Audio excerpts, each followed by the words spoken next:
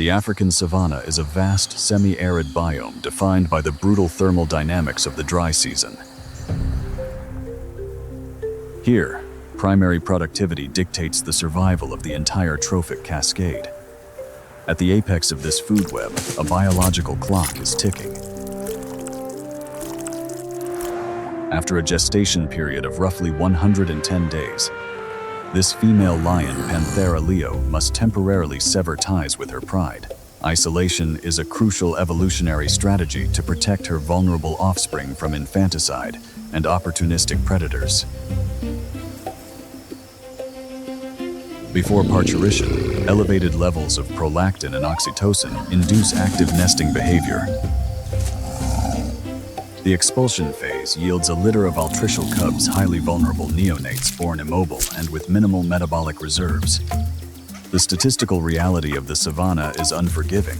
Biologically, up to 80% of these cubs will not survive their first year. For the lioness and her offspring, continuous tactile stimulation serves vital physiological functions. Beyond oxytocin-mediated maternal bonding, the mother's rhythmic grooming provides mechanical friction that directly stimulates the cub's underdeveloped digestive and excretory systems. The cub's playful interactions are far from trivial. They are complex neuromuscular simulations. Through mock ambushes, they actively forge the synaptic pathways required for future apex predation. Meanwhile, the lioness maintains a hyper-vigilant perimeter, constantly analyzing chemical cues in the wind to intercept potential threats from rival carnivores. Beyond the protective brush, the savanna opens into a vast biochemical factory. The dominant flora here utilizes C4 photosynthesis, a highly efficient metabolic pathway evolved to maximize carbon fixation while minimizing water loss under intense ultraviolet radiation. This relentless engine of primary production forms the structural foundation of the entire biome. This convergence of nutrient-dense forage and accessible water generates one of the highest mammalian carrying capacities on Earth.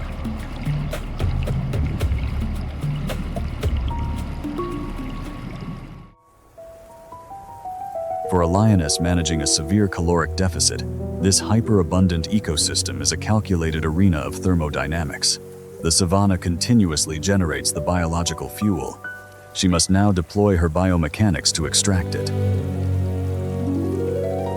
Utilizing the dense riparian vegetation for optical camouflage, the lioness calculates her attack vector.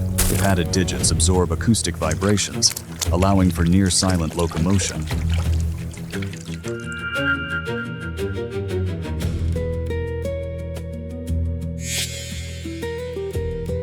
The prey the lioness has chosen is a megaherbivore, Hippopotamus amphibius.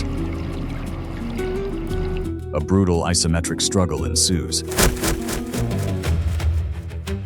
The lioness launches, sinking retractable claws into the hippo's thick epidermis to anchor herself, attempting a precision strike at the carotid artery. For several tense moments, the lioness leverages her entire body mass in a desperate bid to exhaust the megaherbivore. With a sudden explosive torque of its massive cervical muscles, the hippo violently breaks the stalemate, utilizing its 1,800 pounds per square inches bite force to physically overpower and reject the apex predator.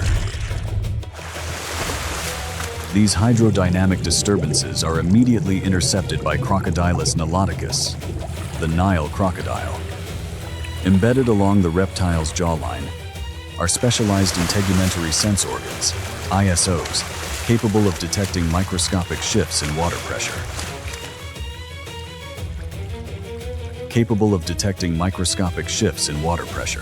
Calculating the exact vector of the mammalian distress signals, the ectothermic predator initiates its stealth protocol, utilizing bradycardia to drastically lower its heart rate. Propelled by massive axial musculature, the crocodile initiates a kinetic ambush, deploying a 5,000 pounds per square inches bite force designed to execute a fatal hydrodynamic death roll.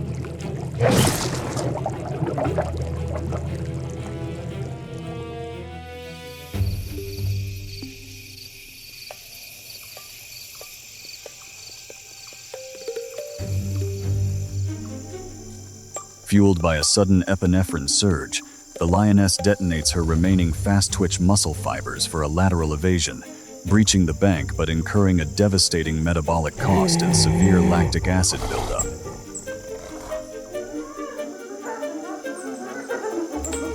Micro-tears in her musculoskeletal system and severe lactic acidosis heavily compromise the lioness's biomechanics, but the thermal currents carry a biochemical lifeline: volatile organic compounds from a recently deceased carcass.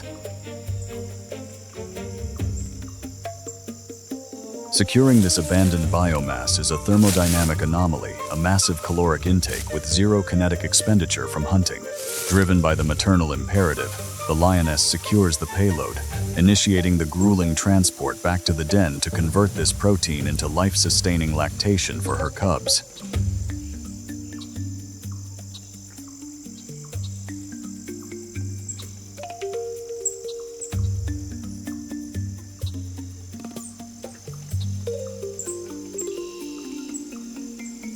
As atmospheric scattering paints the savanna in low-frequency red light, the surface temperature rapidly plummets. These photoperiodic cues officially trigger the ecosystem's nocturnal cycle, defying the brutal thermodynamics of this biome. The lioness has successfully secured another day of cellular growth for her offspring.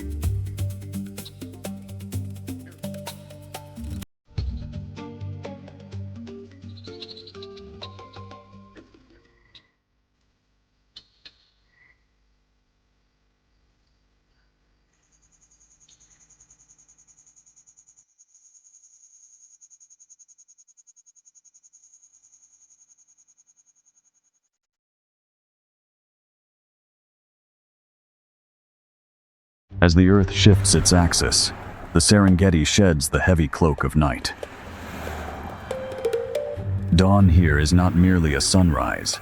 It is a biological trigger. The sudden spike in thermal radiation resets the survival clock of millions. For the grazers, the first light offers a fleeting illusion of safety, but in this 3-million-year-old theater, visibility is a double-edged sword.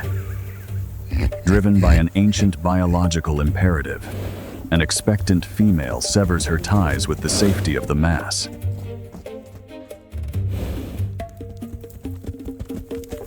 The first contractions have begun. Every ancient instinct now focuses on the imminent birth, preparing her body for the most vulnerable moment on the savannah.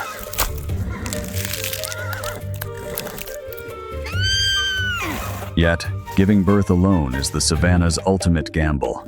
The rush of amniotic fluid releases a potent chemical beacon, drifting miles downwind. The delivery is complete, but the physical transition is still underway. The newborn foal remains partially encased in the amniotic sac. This translucent membrane, which provided vital protection inside the womb, must now be shed.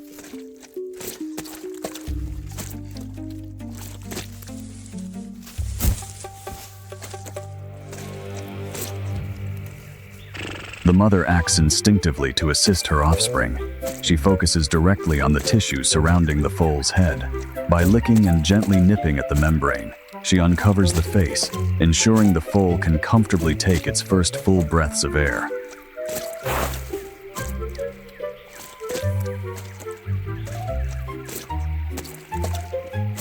The foal's instinctive drive to stand serves a vital biomechanical function here.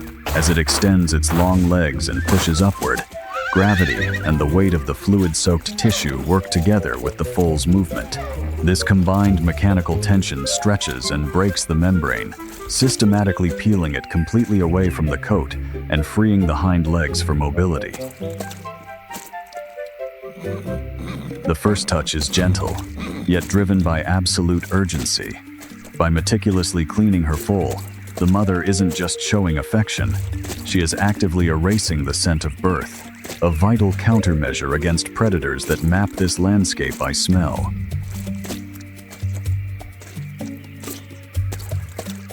Within minutes of taking its first breath, the foal faces its greatest test. It must conquer gravity. Its legs are disproportionately long, nearly adult-sized. This is not an accident of nature. It's an evolutionary masterpiece, engineered for immediate flight.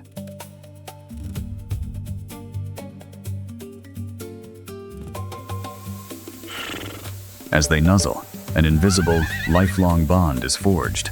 She deliberately stands between her foal and the rest of the world. In these quiet seconds, the newborn's brain takes a mental photograph, memorizing the unique barcode of its mother's stripes.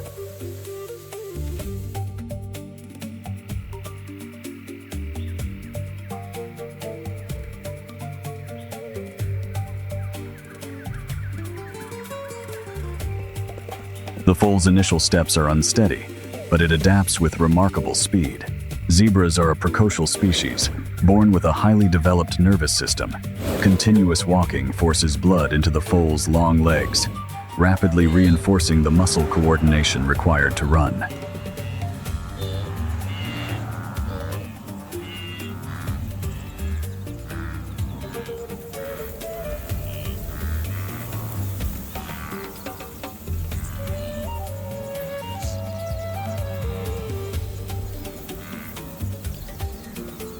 The mother dictates the pace, continuously assessing her foal's stamina.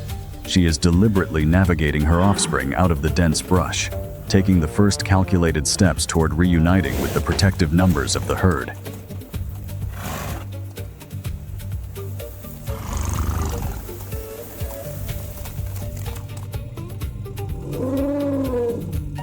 The shift in the wind carries the scent of the newborn foal across the savannah.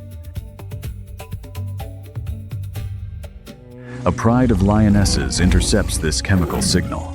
Their olfactory system is highly specialized, allowing them to determine the exact direction and approximate distance of their potential prey without visual confirmation.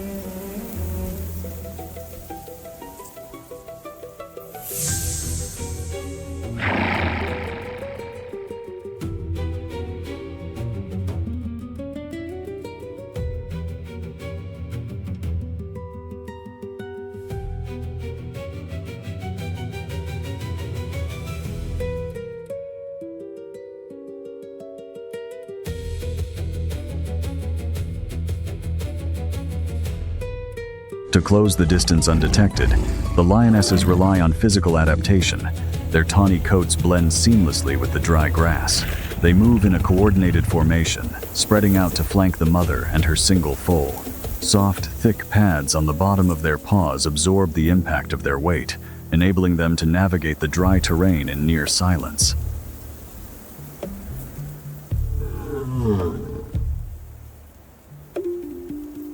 The pride's strategy is dictated by their biology. Lions possess limited stamina for long pursuits, requiring them to minimize the distance before initiating a sprint.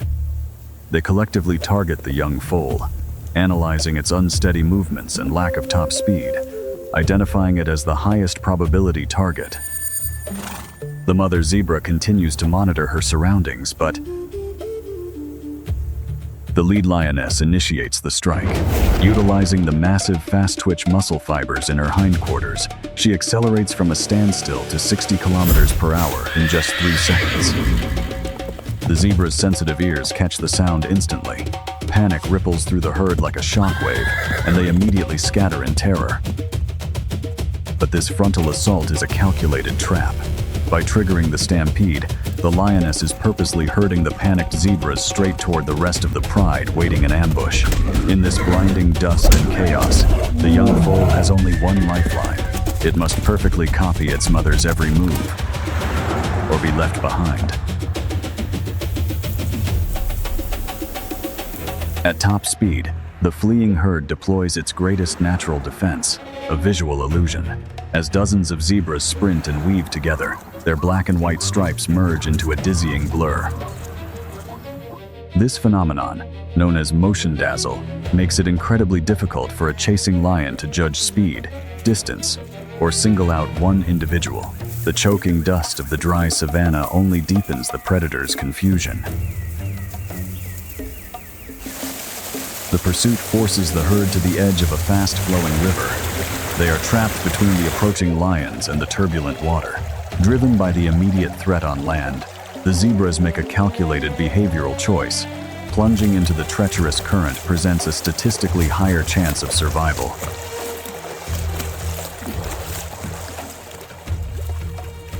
Entering the water instantly neutralizes their speed advantage. The dense current rapidly drains their stamina. Their hooves, evolved for traction on hard savanna soil, struggle to find stability on the slippery riverbed. The mass movement creates a bottleneck, pushing the animals deeper into the channel.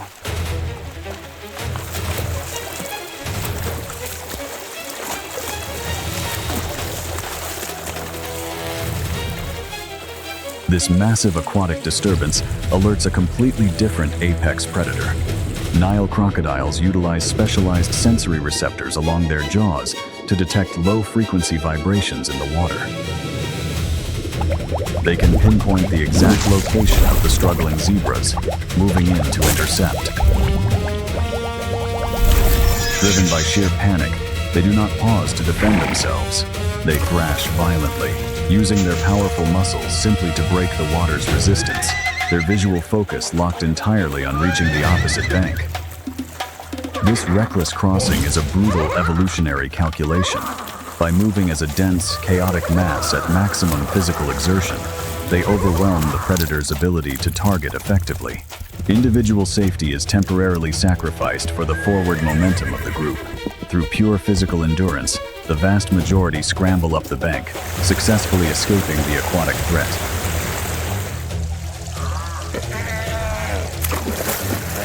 Safe on the opposite bank, the herd's collective heart rate begins to decelerate. The massive spike of adrenaline and cortisol required for the high-speed escape slowly dissipates from their bloodstreams. The river has acted as a ruthless evolutionary filter. Those remaining on this bank have successfully passed a rigorous test of physical endurance and spatial awareness. In the savanna ecosystem, peace is merely a temporary biological reset. Their sensory radars remain active, processing the wind for the next inevitable threat.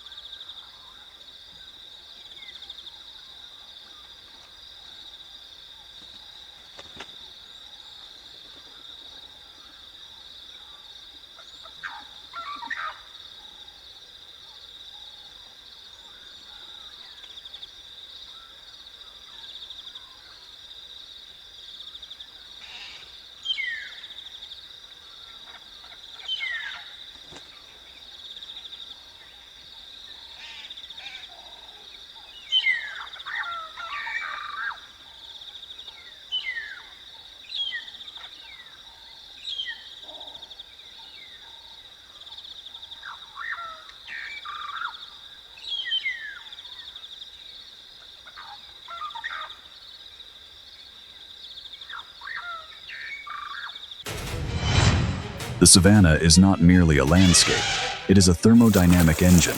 Here, sunlight is the primary currency, driving a relentless biological economy. For apex predators, hunting is not an act of malice, but a strict calculation, waiting for the exact moment to seize that energy with minimal caloric waste. On these plains, herbivores act as living energy converters, guarded by a hypersensitive sensory network.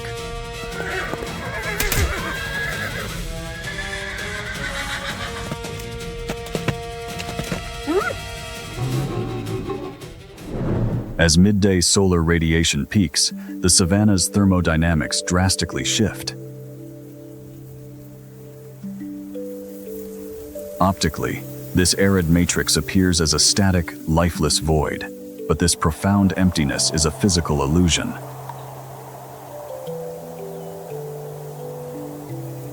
To survive, the flora utilizes microphyllae, minimizing leaf surface areas to halt transpiration and lock in cellular moisture.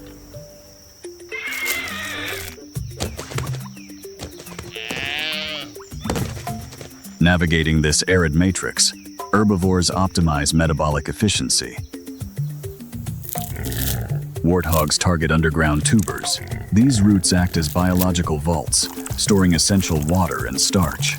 Their cartilaginous snouts function as specialized excavators.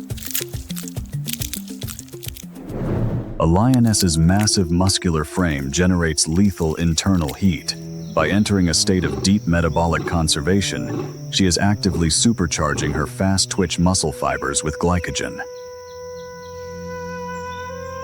She is banking explosive kinetic energy, waiting for the thermal waves to dissipate and the perfect acoustic blind spot to open. Driven by the pressure of caloric intake, the warthog's biological radar is neutralized. The friction of excavating dry earth creates an auditory mask, perfectly concealing the approaching predator.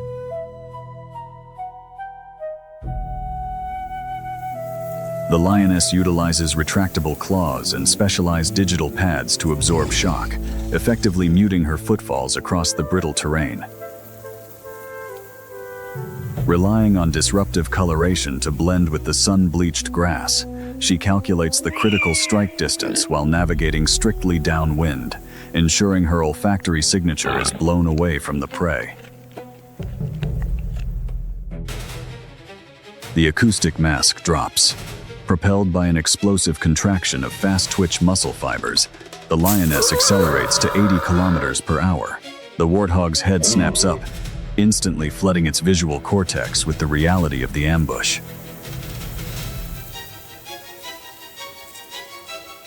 Panic triggers a massive adrenaline dump. The warthog flees with its tail erect, a biological flag coordinating the herd's chaotic dispersal. It employs erratic lateral evasion to shatter the feline's linear momentum.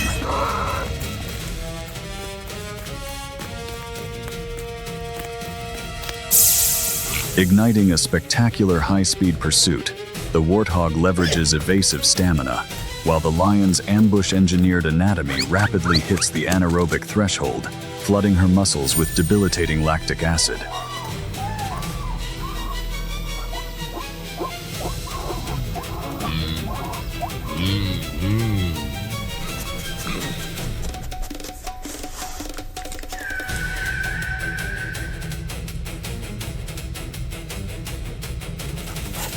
Plunging straight into a deep subterranean hole, the warthog completely removes itself from the surface battlefield. By retreating into the dark depths, it secures a definitive spatial advantage. The lioness aggressively reaches down the pit, but a feline's retractable claws are engineered for surface grappling, not heavy excavation. Safe in the depths, the warthog expands its ribcage, wedging its body against the earthen walls with immense isometric force.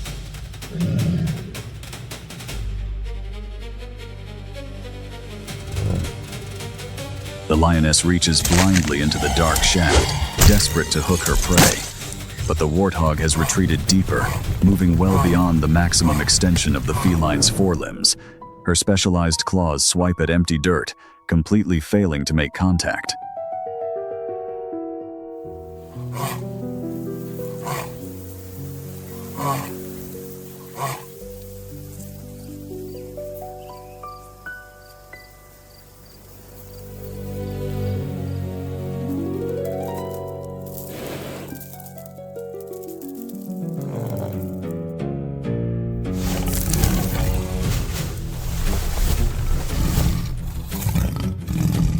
Confronted by this stark anatomical limit, the apex predator is rendered entirely powerless.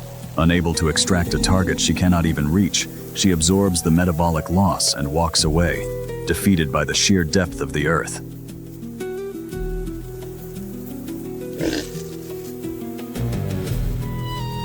Only when the surface vibrations fade does the warthog break its subterranean silence.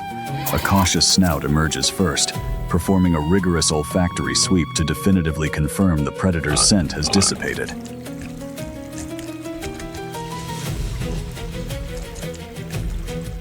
Stepping back into the fading light, the animal undergoes a rapid physiological reset. The parasympathetic nervous system engages, flushing out residual cortisol and decelerating a heart rate that was just pushed to its absolute biological limits.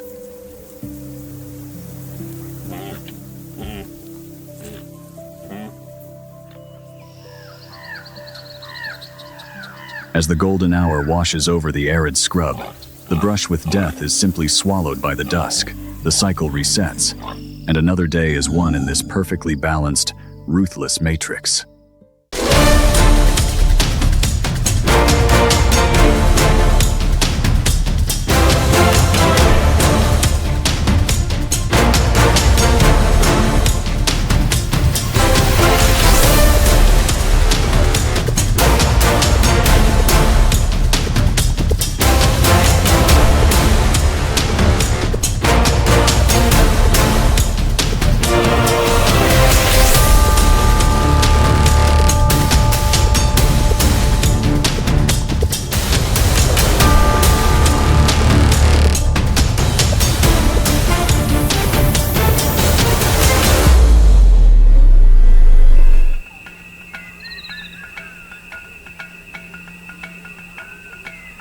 Stretching across the equator, this is not merely a landmass. It is a tectonic crucible, the original biological engine of planet Earth. Forged by extreme thermodynamic shifts, Africa sustains the greatest concentration of megafauna in existence. Here, every drop of water is fiercely contested. To survive this landscape is to master the ultimate evolutionary algorithm.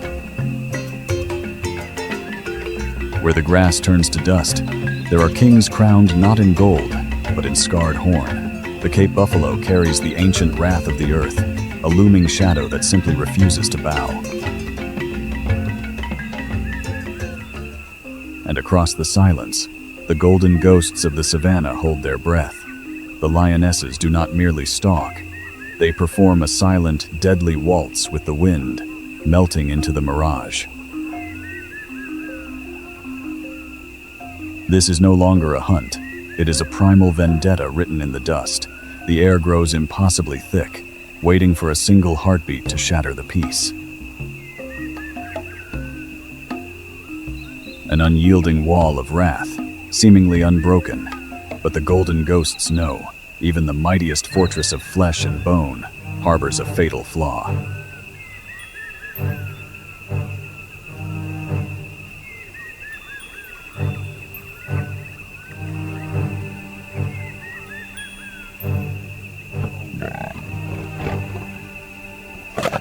At the water's edge, a fragile life lowers its head, momentarily stepping out from the shadow of the fortress.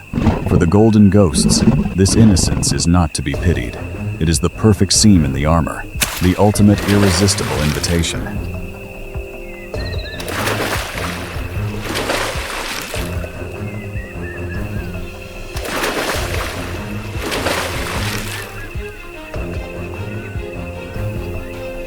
An agonizing, desperate cry shatters the tranquility of the plains.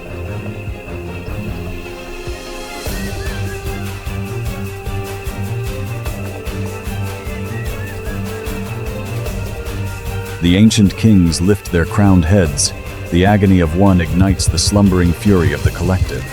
Bound by an unbreakable covenant, the fortress charges. An avalanche of black muscle and scarred bone surges across the dust, bringing the earth-shattering wrath of the herd to rescue their own. Like black arrows loosed from the bow of the earth itself, thousands of scarred kings descend. This is the wrath of the collective, moving with terrifying, unstoppable singularity.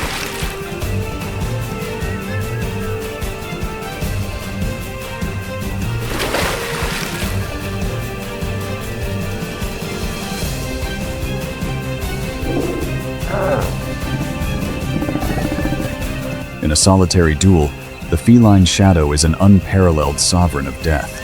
But in the face of an endless ocean of horn and muscle, individual supremacy is utterly consumed. The Black Fortress closes its walls, crushing the golden ghosts beneath the sheer weight of numbers.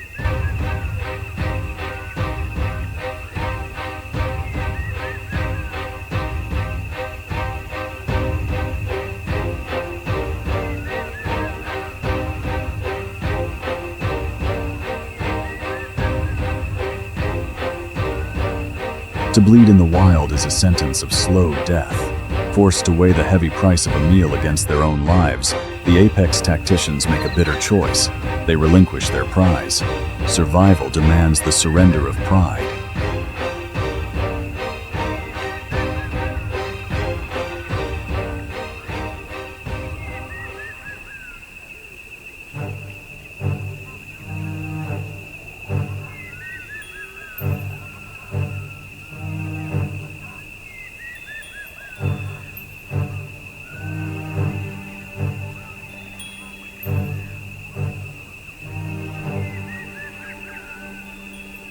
But the covenant of the herd demands retribution. The withdrawal of the enemy does not extinguish the flames. In a spectacular reversal of the natural order, the prey becomes the relentless punisher. The hunters are swept away by a tidal wave of vengeance.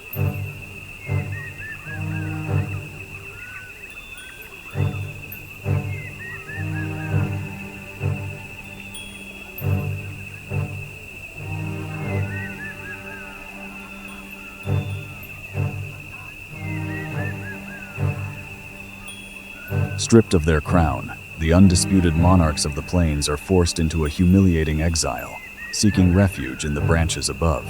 Below them, the sea of horns roars in absolute glorious triumph.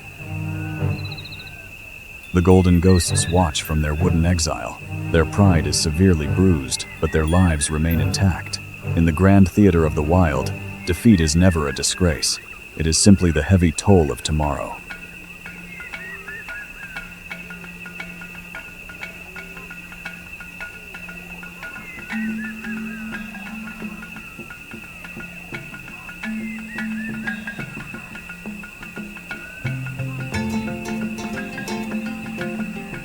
The dust of chaos settles into the earth. The kings will graze, the ghosts will hunt again, and the unforgiving, beautifully ruthless rhythm of Africa plays on.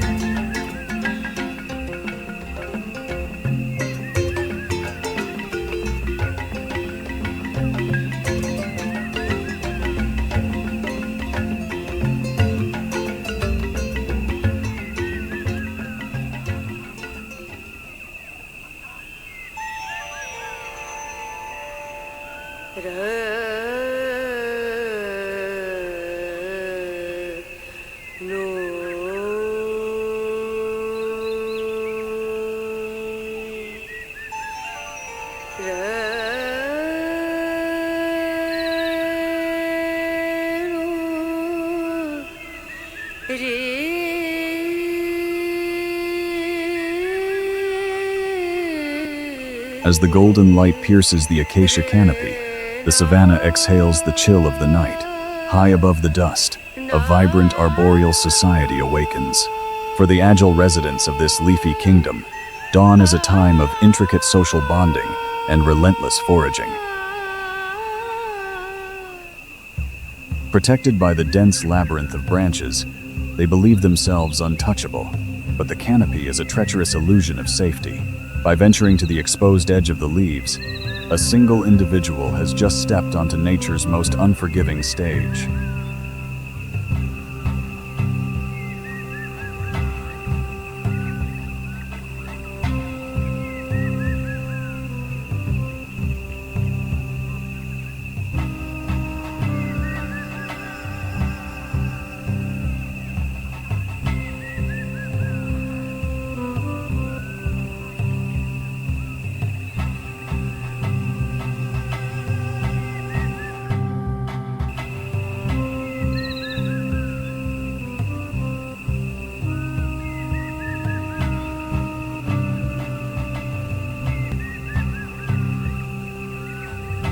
Thousands of feet above, drifting silently on rising thermals, the true sovereign of the skies looks down, the martial eagle, a majestic titan of the air. It does not patrol, it reigns supreme.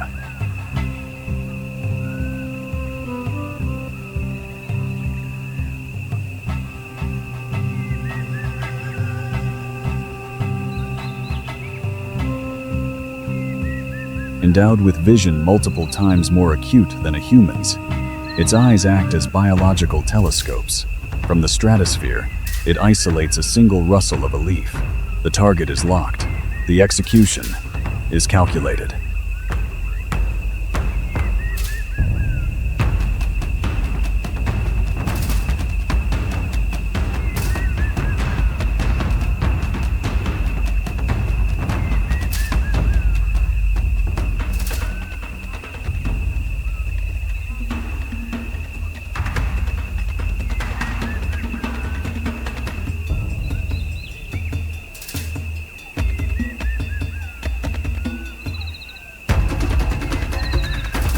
Folding its massive wings, the eagle weaponizes gravity itself.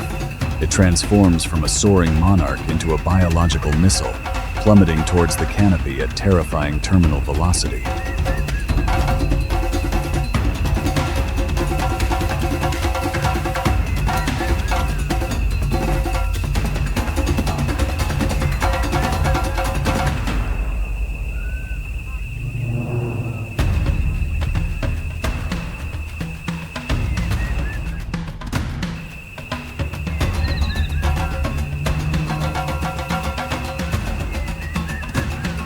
In a fraction of a second, the struggle ends.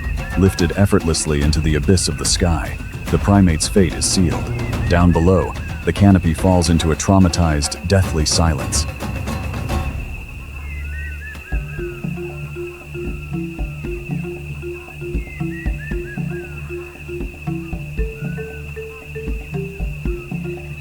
But nature carries no malice.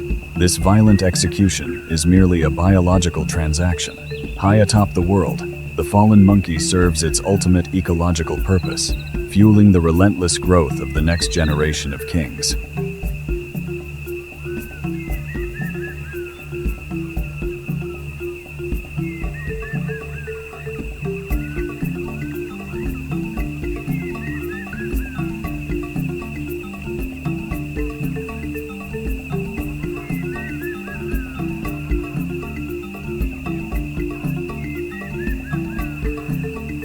Beyond its raw power, the eagle remains one of evolution's most mysterious masterpieces. Its talons exert a crushing force capable of snapping bone instantly, an anatomical perfection refined over millions of years of predatory dominance.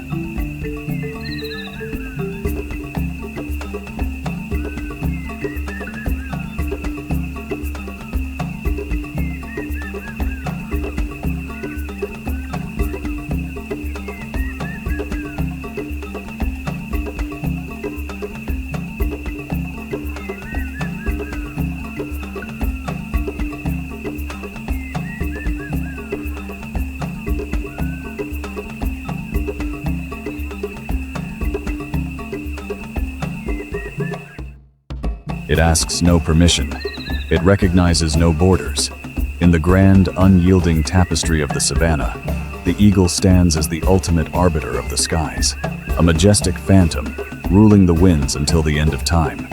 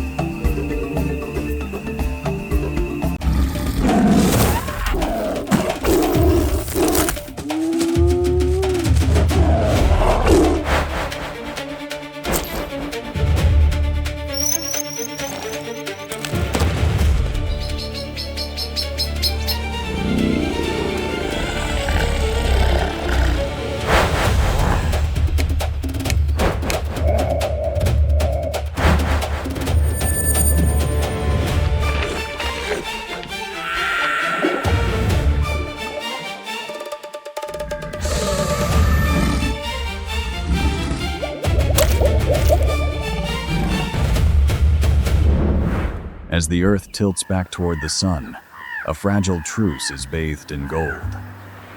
The deep chill of the night slowly dissolves, allowing the entire ecosystem to begin its daily cycle of thermal respiration. Life is already in motion. Yet, in these low-light hours, vision is easily deceived. Survival relies on an ancient biological radar, every creature decoding the subtle chemical signatures carried by the morning breeze. It appears perfectly serene, but on the savannah, peace is often just an optical illusion. Even awake, resting within the mother's physical perimeter maintains a parasympathetic baseline. This lowers the cub's heart rates, conserving critical metabolic energy before mobilizing.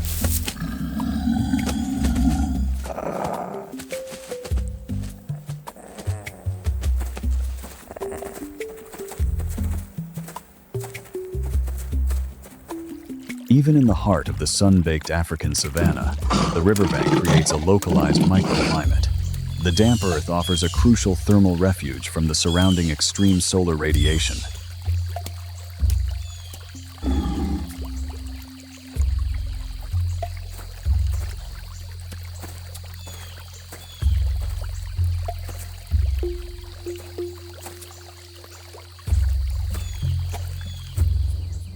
An adult female exhibits a classic state of energy conservation. By lowering her basal metabolic rate during peak daylight, she preserves vital adenosine triphosphate, the chemical energy required for anaerobic hunting sprints. Through controlled grappling, the lions learn bite inhibition and calibrate their center of gravity. Every interaction stimulates neuroplasticity, wiring the predatory circuits of their developing brains.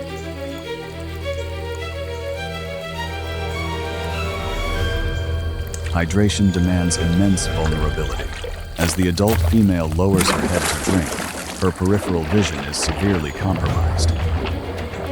While the young lion rapidly depletes its anaerobic reserves fighting the current, the apex reptile executes a zero-wake approach, a lethal masterclass in hydrostatic stealth. Trapped in the kill zone, the exhausted cub is milliseconds from structural failure. Propelled by its undulating tail, the crocodile closes in, nictitating membranes shielding its corneas. In a fraction of a second,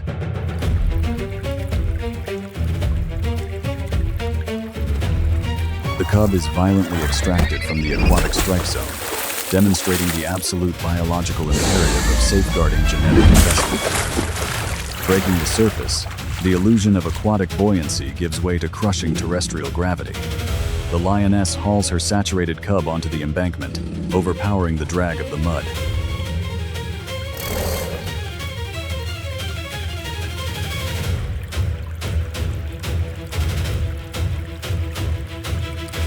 Back on solid earth, the immediate peril washes away with the river water. The lioness gently guides her soaked cub into the safety of the tall, sun-baked grass. Here, the frantic rhythm of survival finally slows. Their racing heartbeats gradually settle, syncing once more with the gentle pulse of the savannah. The rest of the litter gathers close. This physical warmth and shared scent reaffirm their bond, wrapping the young in an invisible blanket of absolute security.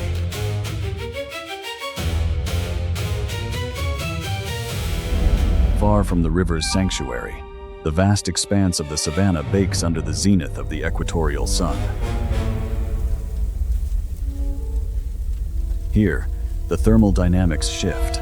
Rising heat waves distort the horizon, creating an optical mirage that masks the relentless engine of survival. For millions of other inhabitants, there is no reprieve.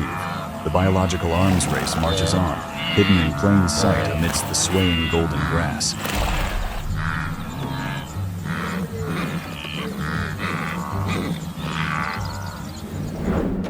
Under the harsh glare of the rising sun, the pride enters a period of metabolic recovery.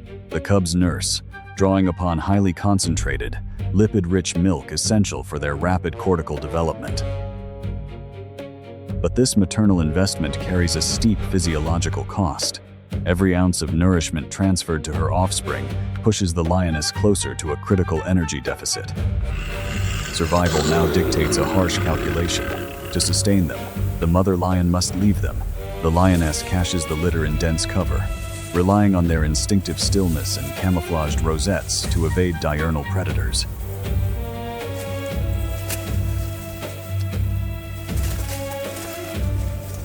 Shedding the role of a nurturing mother, her musculoskeletal system locks into stealth mode.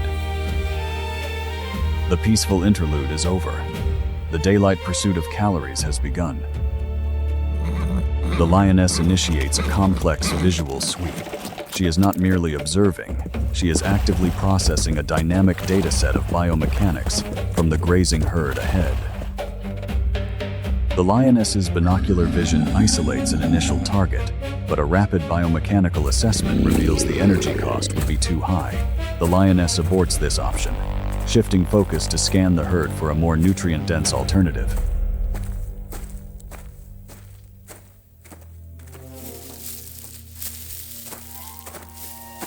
The lioness drastically lowers her physical profile, merging with the sun-scorched grass while preloading her muscles for explosive speed. Every step forward is an act of precise biomechanical control. The lioness has locked onto a suitable nutritional target. Ahead, spotted hyenas dismantle a fresh wildebeest. Their massive jaws generate crushing force, shearing through solid bone to access nutrient-rich marrow. The lioness watches, calculating the risk. Stealing this kill from the hyenas, a behavior known as kleptoparasitism, bypasses the severe physical exhaustion of a hunt, but confronting an agitated clan carries the threat of fatal injury. The carcass's caloric value outweighs the risk. The lioness locks onto the feeding hyenas, deciding to use superior mass and psychological shock to shatter the clan's formation. Fast-twitch muscle fibers ignite, launching the lioness into a full anaerobic sprint to violently scatter the hyenas and claim the prize. The lioness breaches the perimeter, utilizing massive momentum to scatter the first line of hyenas. Spotted hyenas are highly evolved for mobbing. The clan regroups, attempting to flank the lioness and target vulnerable hindquarters to sever crucial tendons. A high-stakes tactical defense begins. The lioness pivots aggressively, keeping heavily muscled forequarters facing the attackers. A single swipe from the lioness's claws can deliver a lethal laceration.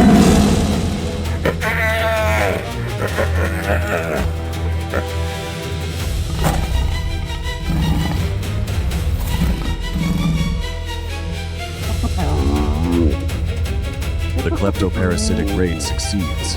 As the hyenas retreat, the exhausted lioness secures the wildebeest carcass. The critical proteins and lipids gained here will sustain the lioness's hidden cubs.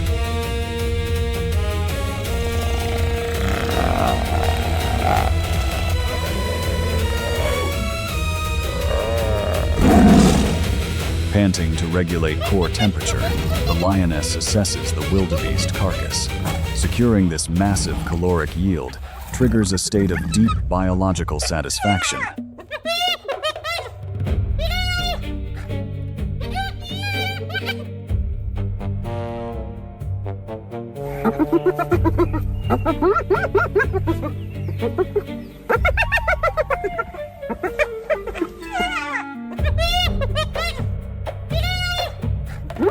Securing a firm cervical grip, the lioness utilizes immense shoulder strength to haul the dead weight. Dragging a carcass heavier than her own mass requires phenomenal anaerobic exertion over the rough terrain.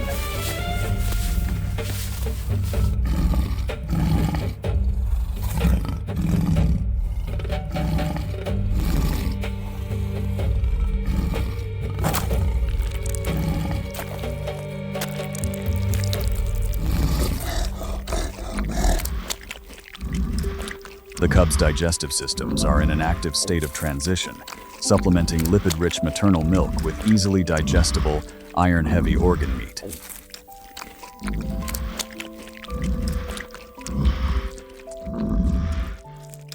Specialized carnassial teeth shear through dense muscle fibers, rapidly converting raw protein into vital growth. Within this unforgiving ecosystem, securing such a massive caloric prize guarantees the family's survival for another few critical days.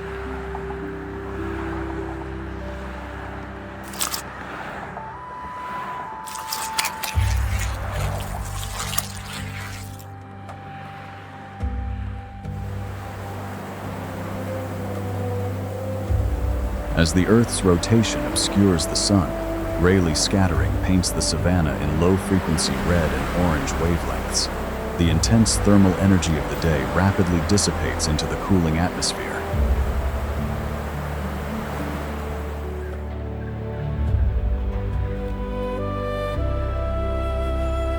For the lioness, the creeping twilight signals a critical tactical advantage. Behind the retinas, a specialized reflective layer, the tapetum lucidum, amplifies the gathering of residual photons, perfectly calibrating visual perception for the nocturnal hunt.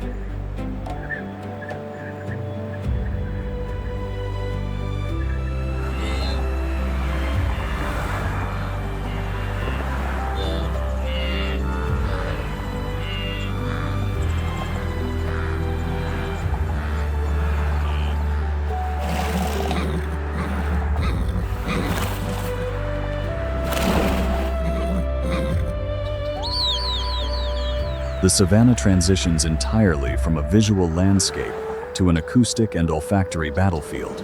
Under the heavy cover of darkness, survival is no longer dictated by who can see, but by who can sense the unseen.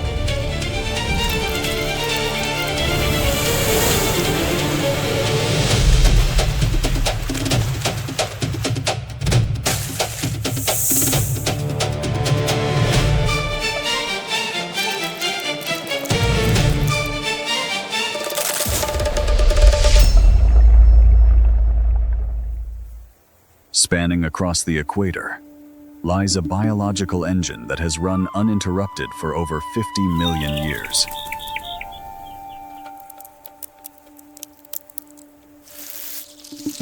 Welcome to the tropical forest. Driven by constant equatorial temperatures, the rapid cycle of growth and decay transforms this ecosystem into the most productive biome on Earth. It is a theater of quiet prosperity.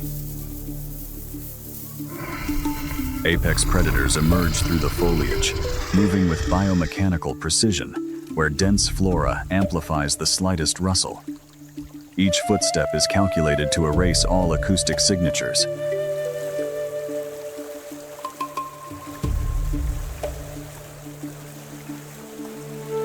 Terrestrial herbivores emerge through the foliage, moving with biomechanical efficiency. In a biome where noise attracts danger, each footstep is carefully calculated to minimize acoustic signatures. Here, the predator and the hunted are locked in a continuous evolutionary arms race, acting as a biological regulator that maintains the complex rhythm of the jungle.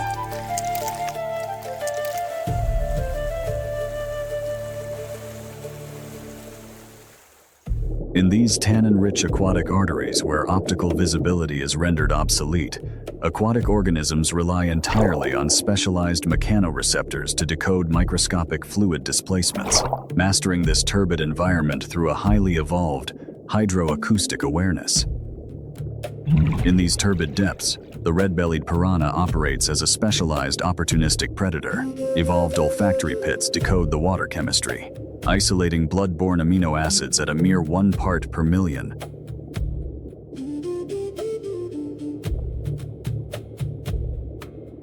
Their anatomy is a masterpiece of lethal biomechanics. Hypertrophied jaw muscles drive interlocking tricuspid teeth. This architecture generates bite forces 30 times their weight, applying catastrophic shear stress to sever tissue and bone in milliseconds.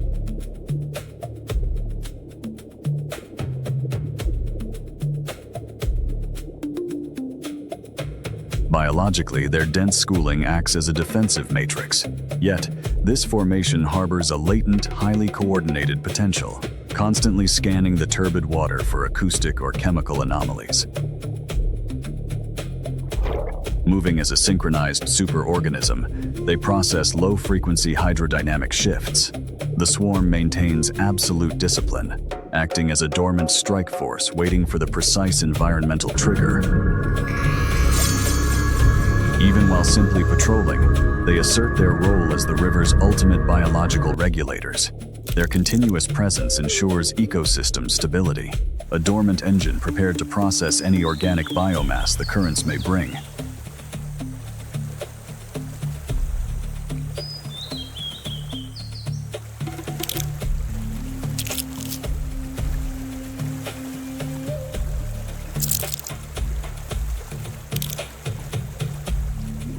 To navigate these dense aquatic arteries, the school utilizes advanced fluid dynamics. By moving in a synchronized lattice, trailing individuals exploit the slipstream, minimizing hydrodynamic drag and conserving vital metabolic energy during extended patrols.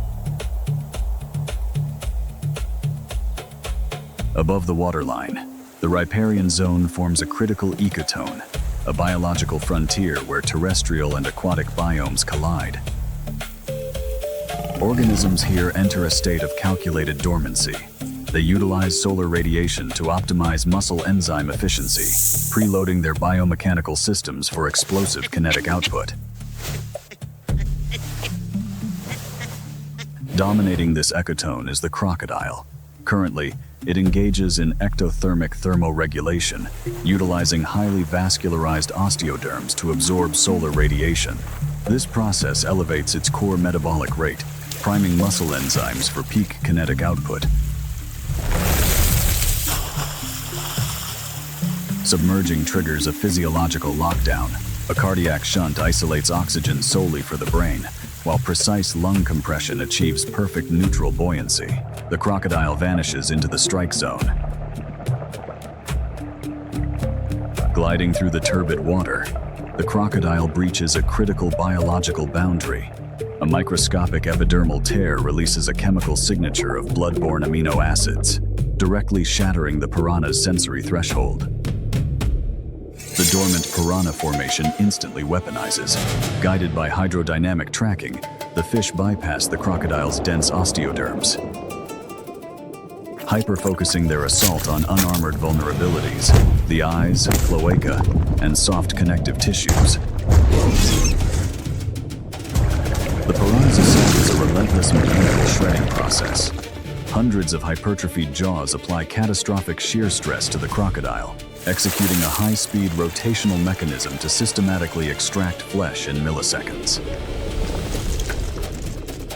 The crocodile's violent anaerobic thrashing induces rapid lactic acidosis. As its internal oxygen reserves completely collapse, the reptile is dismantled, ruthlessly processed by the piranhas, the river's ultimate biological incinerators. In a matter of minutes, the massive crocodilian is reduced to skeletal remnants. Its dense biomass is entirely assimilated into the piranha's metabolic network, a hyper-efficient transfer of organic energy.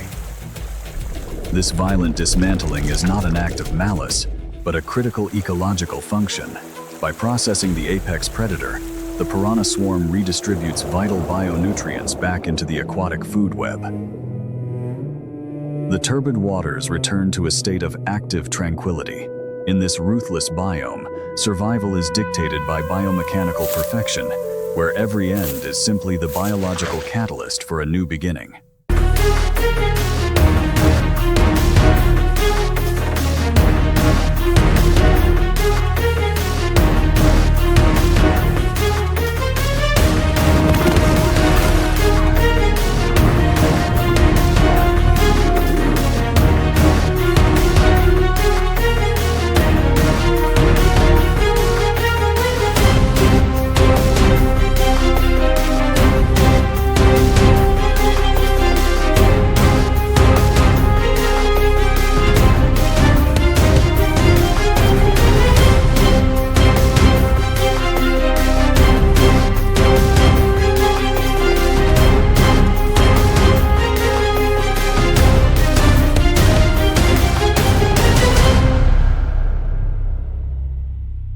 Savannah, under the relentless tyranny of the dry season. Here, extreme solar radiation doesn't merely scorch the earth. It dictates the cellular metabolism of every breathing creature. As surface water evaporates, this landscape shifts from a vibrant sanctuary into a ruthless, uncompromising arena of survival. For the grazers, the struggle is deeply physiological. As vegetation desiccates, dehydration begins to thicken their blood, turning every exhausted step across the dust into a perilous gamble. Even the apex predator is not immune to the ruthless laws of thermodynamics. The lion, the undisputed sovereign of these plains, is forced into submission by the sun. Driven by critical cellular dehydration, a mass exodus begins. Every exhausted, dust-choked step pulls them toward a singular convergence point, a glittering artery of life slicing through the desolations, the great river. Yet, this migration is a desperate biological gamble.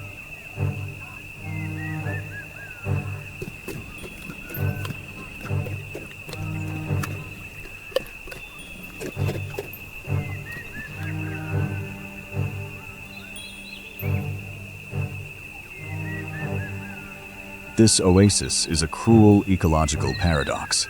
The very waters promising salvation are governed by a prehistoric tollkeeper, the crocodile. An evolutionary masterpiece of hydrodynamic stealth, engineered for absolute aquatic dominance. As an ectotherm, it can afford to be extraordinarily patient. Slowing its heart rate to just 2 or 3 beats per minute, it enters a state of zero-energy suspension, vanishing entirely beneath the murky surface.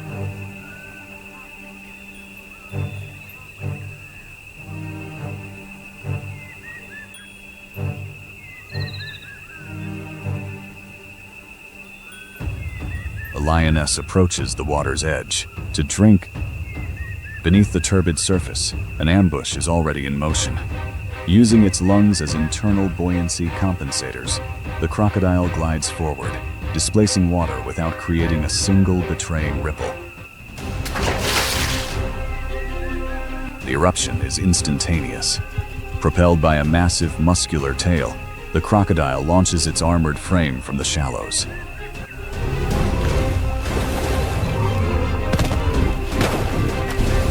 The lioness's explosive feline agility clashes abruptly against prehistoric brute strength.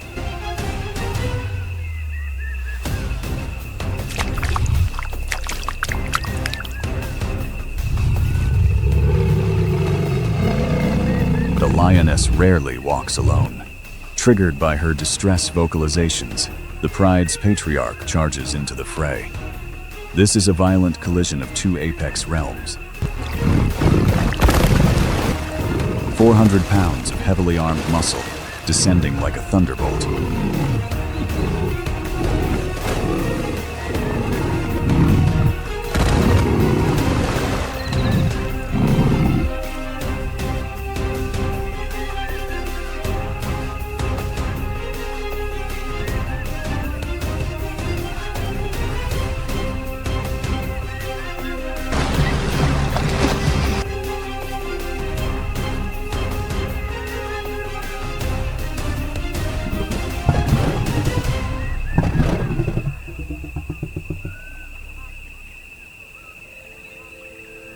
Male lion's intervention shatters the crocodile's tactical isolation. Relinquishing its grip, the reptile slips back into the abyss. A stark reminder that in this unforgiving landscape, survival often relies not just on individual lethal force, but on the formidable, unbreakable bond of the pride. The lions have survived the ambush, but the river remains unconquered. For the crocodile, this failed strike carries almost zero metabolic cost. It simply sinks back into the shadows, flawlessly resetting its biological trap.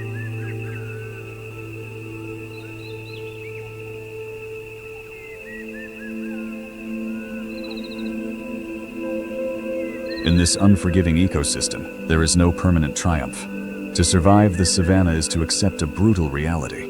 Today's victory is merely a brief reprieve in a relentless, never-ending war for tomorrow.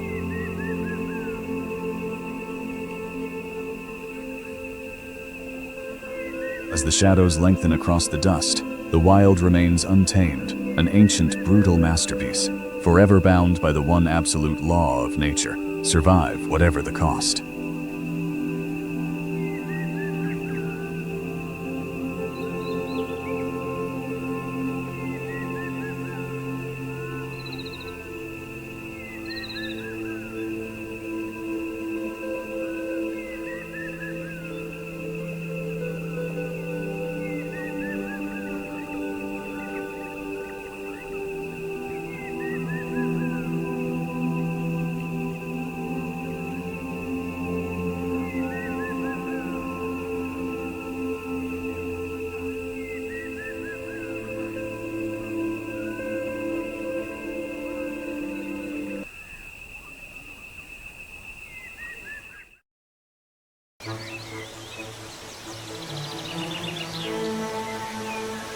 Dawn breaks across the savannah, awakening a vast, interconnected superorganism.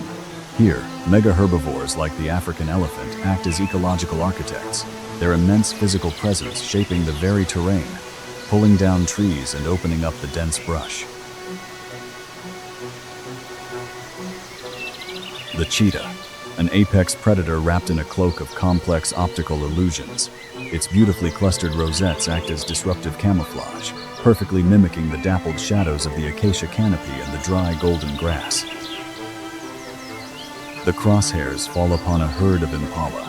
These hyper-alert ungulates are built for erratic evasion, possessing a remarkable power-to-weight ratio designed to frustrate almost any terrestrial pursuer. But their movements are being actively decoded by the savannah's ultimate biomechanical speedster, the cheetah.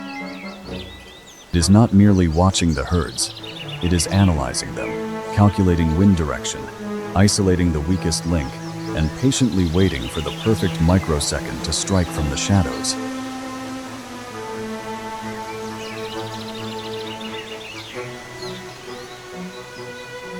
Once the target is locked, the meticulous stalk begins. Utilizing the terrain's microtopography, she keeps her profile strictly below the grass line.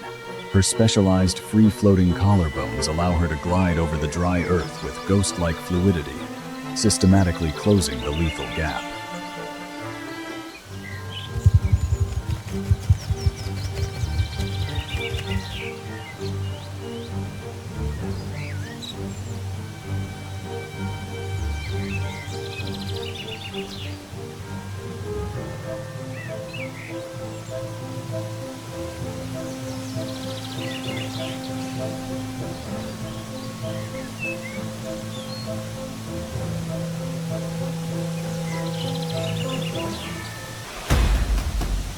The critical proximity is breached. The cheetah ignites. This is raw, explosive biomechanics in action. Semi-non-retractable claws dig into the baked earth like track spikes, providing maximum kinetic traction to translate sheer muscular power into devastating forward velocity.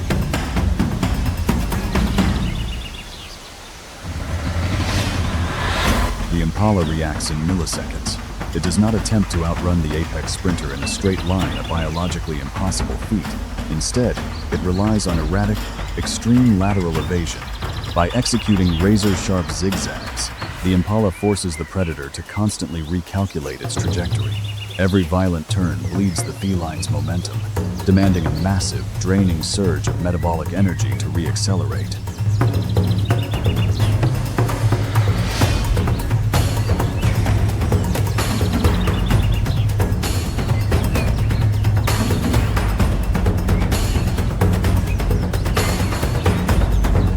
The chase enters its most punishing phase.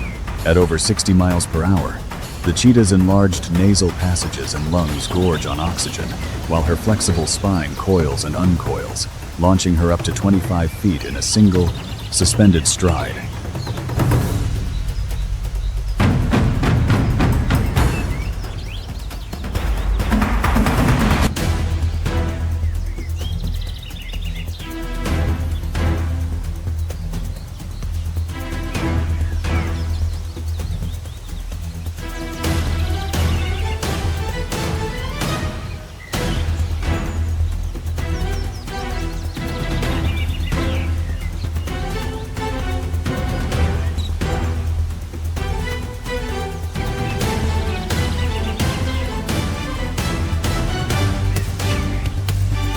Before the dust can even settle, the cheetah secures the trachea, a suffocating, instinctual grip.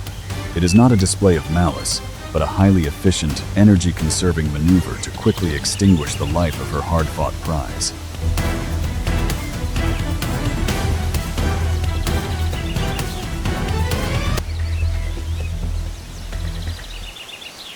The lethal sprint is over, but the cheetah's immediate biological priority is not consumption, it is recovery. Her core temperature has spiked to a critical 40 degrees Celsius. If she doesn't aggressively pant to expel this internal heat, she risks irreversible neurological damage. She must cool down before she can even swallow. Once her physiology stabilizes, the coalition joins her. They feed with frantic, nervous efficiency, instinctively targeting the nutrient-dense organs first. Every mouthful is a race against the wind, which is already broadcasting the scent of fresh blood across the plains.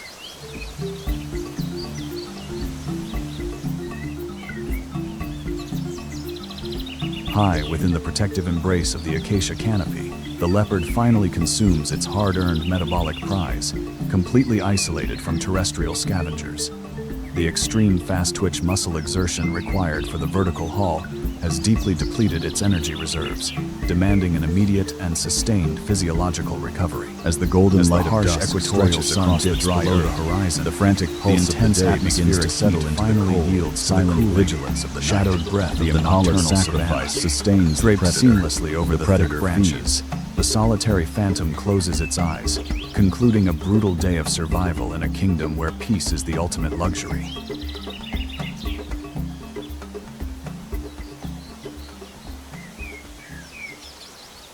The Earth rotates, and the first wave of solar radiation pierces the horizon across the savannah. Photoperiodic cues trigger a massive, synchronized biological reset. The slate of yesterday is wiped entirely clean. For the great herds of ungulates, dawn offers absolutely no amnesty. Circadian rhythms ignite their highly tuned nervous systems. Millions of olfactory receptors and independent, rotating ears immediately scan the cool morning thermals, rapidly re-establishing their vast, collective defensive networks. In the deep brush, the apex predators begin to stir. The brutal reality of their endothermic metabolism dictates their existence. The calories secured in yesterday's triumph are already depleted.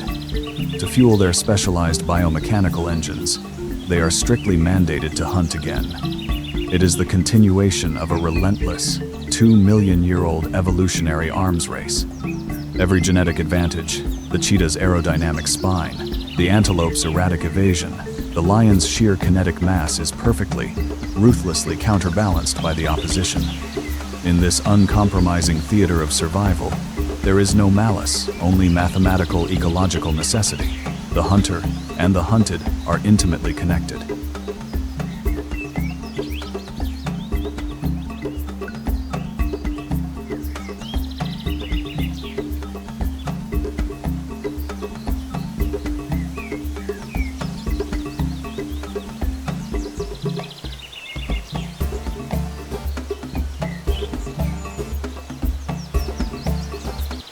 A confrontation rarely begins with a physical clash.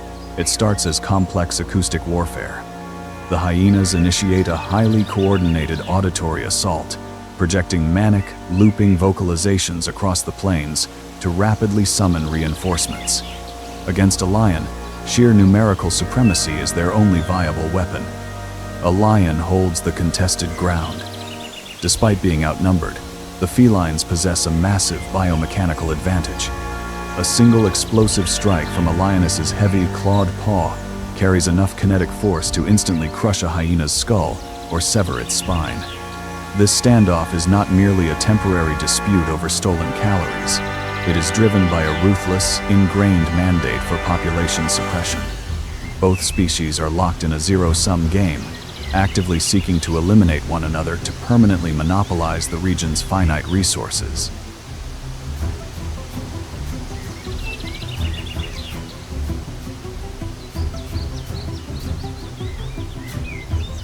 Biologically compromised, and the hyena clan has instantly analyzed her vulnerability.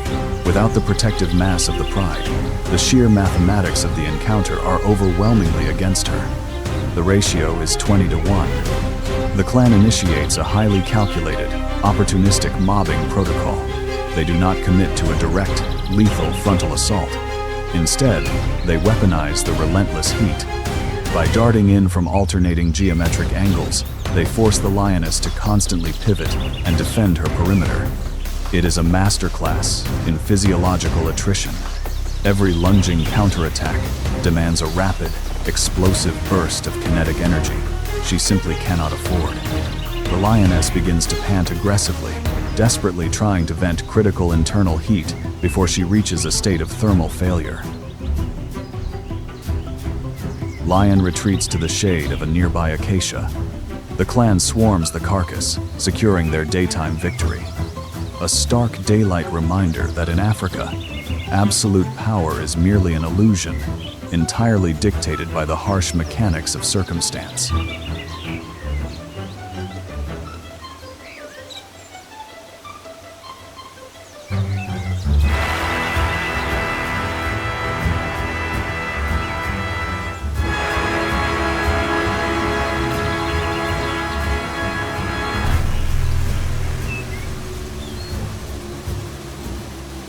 The clash of apex predators concludes, and the brutal biological mathematics have spoken.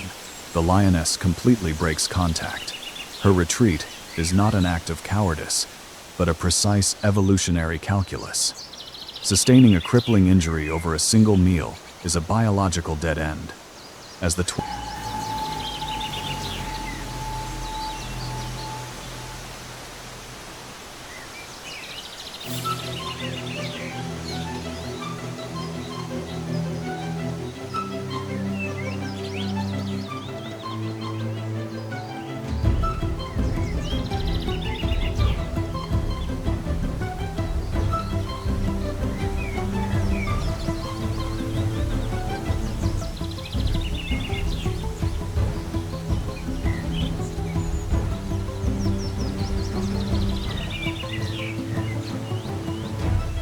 twilight descends, the savannah's harsh equilibrium is restored.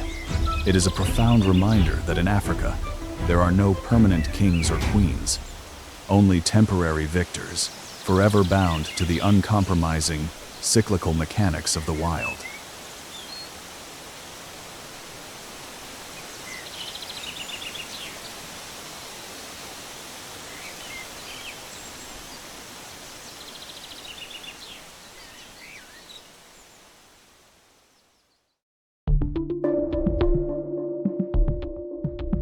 As the heat shimmers across the plains, a highly misunderstood predator steps into the light. The spotted hyena, often dismissed by folklore as a mere scavenger, the scientific reality is far more formidable.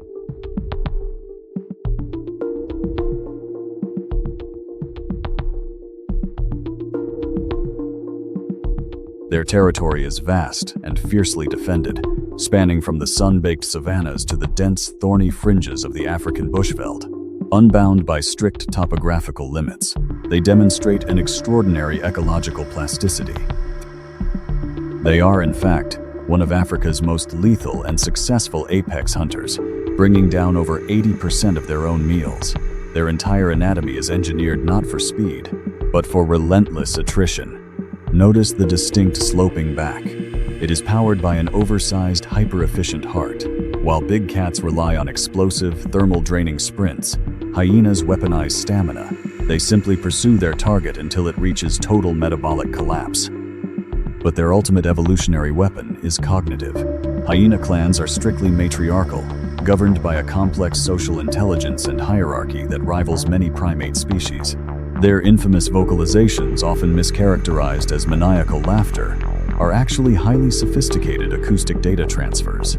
These sounds broadcast exact social rank, age, and seamlessly coordinate complex tactical maneuvers over vast distances. And when the hunt concludes, absolutely nothing is wasted. Jaws capable of exerting over 1,000 pounds of pressure per square inch easily pulverize solid bone, extracting the rich, life-sustaining marrow, highly intelligent and ruthlessly efficient. The hyena remains the true, calculating mastermind of the savannah's underworld.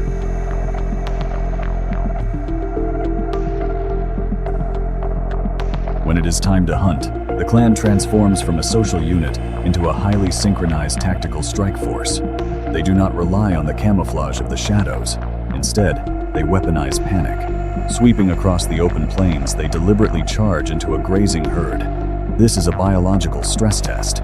Their acute vision analyzes the chaotic flight of the ungulates, scanning for micro-irregularities in movement to instantly isolate the weakest link.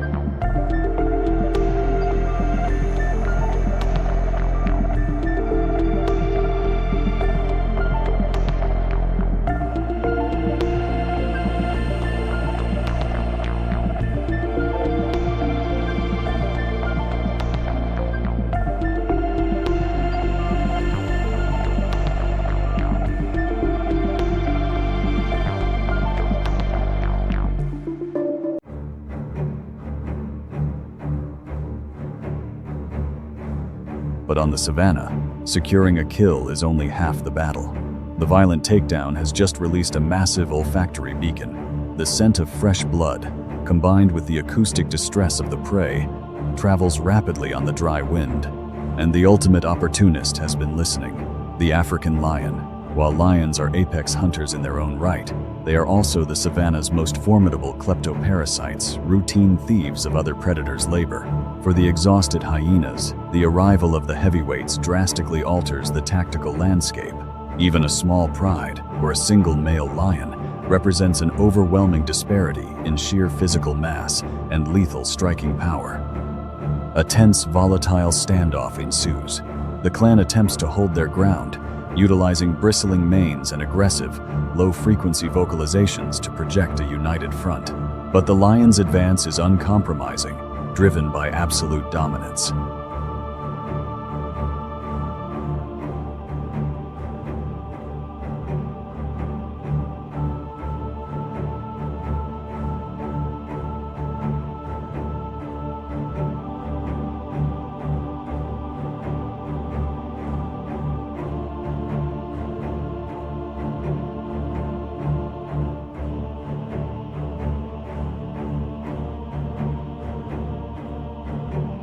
The clan reluctantly yields.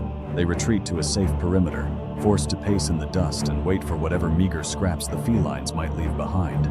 It is a crushing theft of vital energy. Yet, it perfectly encapsulates the brutal economy of this ecosystem. Success is fleeting, power is absolute, and to survive, one must possess the resilience to lose everything today, only to rise and hunt again tomorrow.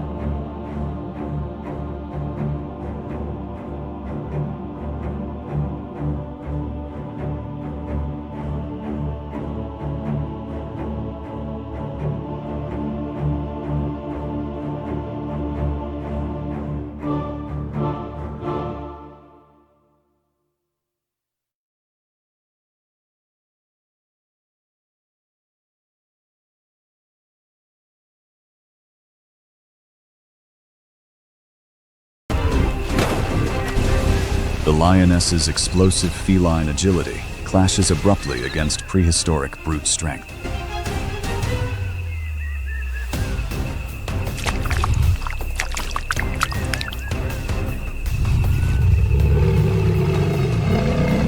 The lioness rarely walks alone. Triggered by her distress vocalizations, the pride's patriarch charges into the fray. This is a violent collision of two apex realms. 400 pounds of heavily armed muscle, descending like a thunderbolt.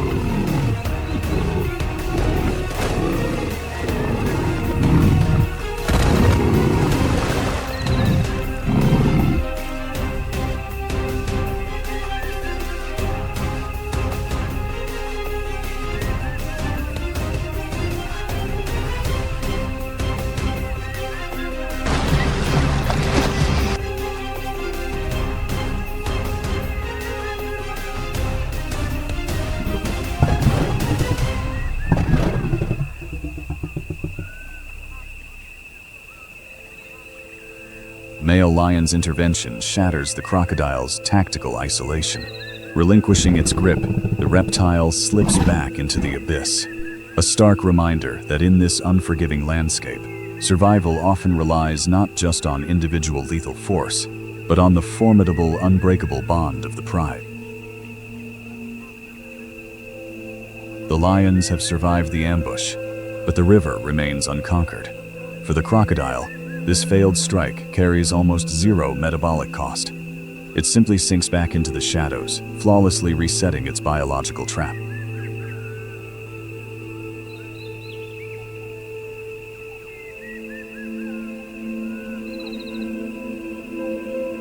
In this unforgiving ecosystem, there is no permanent triumph.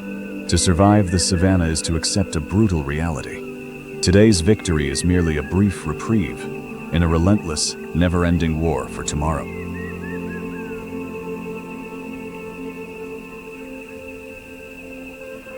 As the shadows lengthen across the dust, the wild remains untamed, an ancient, brutal masterpiece, forever bound by the one absolute law of nature: survive whatever the cost.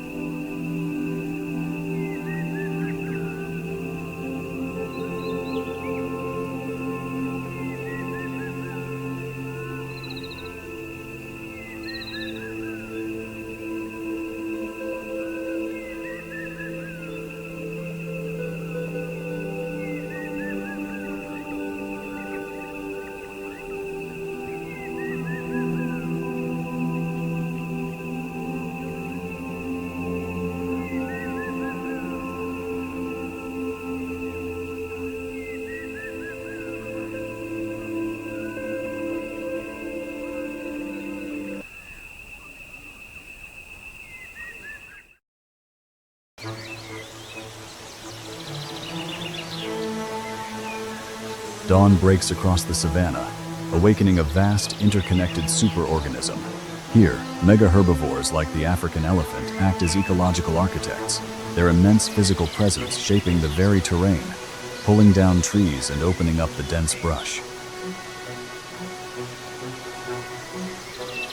The cheetah, an apex predator wrapped in a cloak of complex optical illusions. Its beautifully clustered rosettes act as disruptive camouflage, perfectly mimicking the dappled shadows of the acacia canopy and the dry golden grass. The crosshairs fall upon a herd of impala. These hyper-alert ungulates are built for erratic evasion, possessing a remarkable power-to-weight ratio designed to frustrate almost any terrestrial pursuer. But their movements are being actively decoded by the savannah's ultimate biomechanical speedster, the cheetah.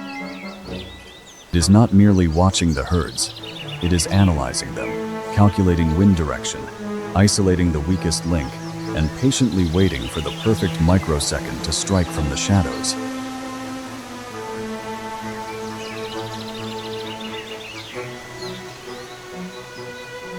Once the target is locked, the meticulous stalk begins. Utilizing the terrain's microtopography, she keeps her profile strictly below the grass line. Her specialized free-floating collarbones allow her to glide over the dry earth with ghost-like fluidity, systematically closing the lethal gap.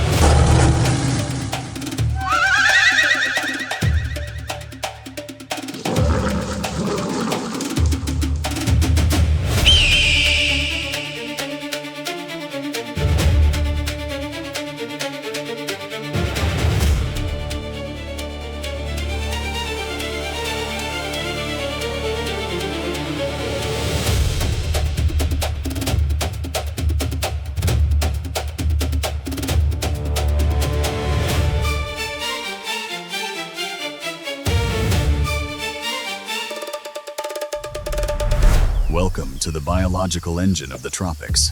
Here, the flora is heavily armored. Scattered, drought-resistant canopies employ deep taproots and modified cellular structures to hoard moisture against extreme evaporation. Across the open plains, massive herds of herbivores engage in a continuous harvest. They operate as mobile bioreactors, using multi-chambered stomachs to convert indigestible cellulose into metabolic fuel. This piece is a defensive mechanism. Eyes on the sides of their heads provide a 360-degree visual radar, while massive herd numbers drastically reduce the probability of an individual falling prey. Navigating this exposed ecosystem requires a distinct biomechanical strategy.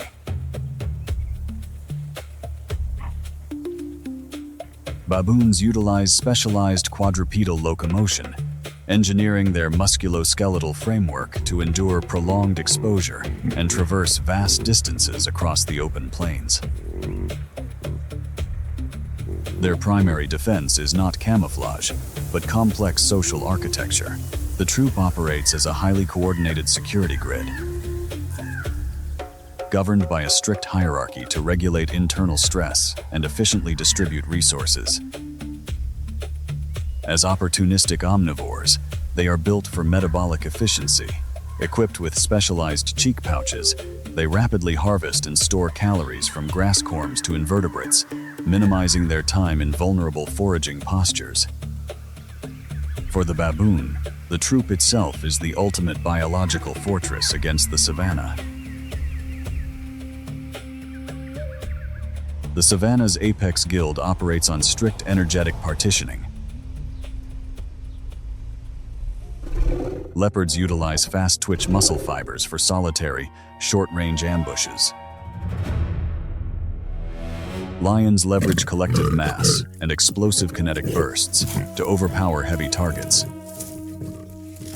In stark contrast, the spotted hyena engineers a completely different metabolic strategy. The spotted hyena is an elite cursorial hunter. Contradicting the scavenger myth, their skeletal anatomy, featuring an angled spine and robust forequarters, is mechanically optimized to minimize caloric expenditure over extreme distances.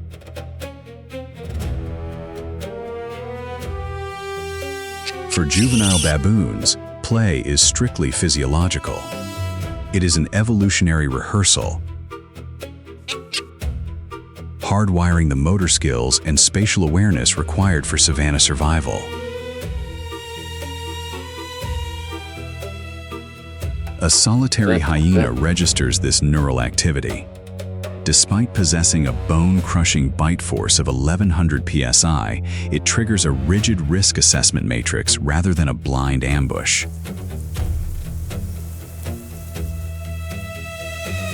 The juveniles remain securely within the troop's defensive perimeter.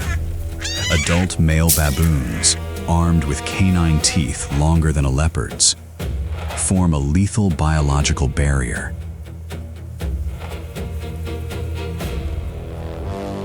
Hunting here demands absolute geometric discipline. The hyena anchors itself at the boundary, conserving calories, waiting for a single spatial error to fracture the troop's integrity.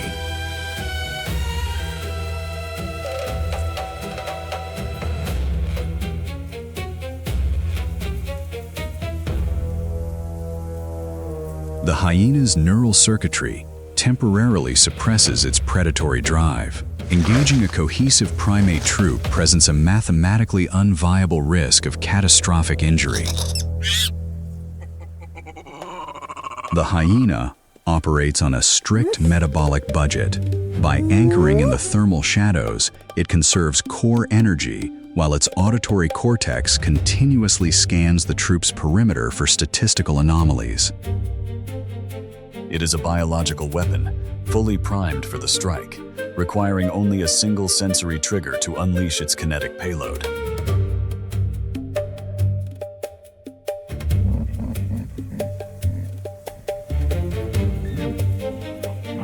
The prey's panic could instantly trigger a coordinated counterattack from the adults.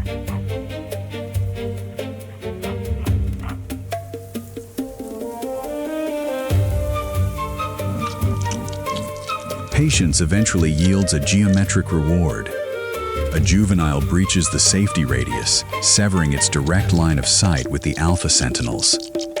The biological fortress has fractured.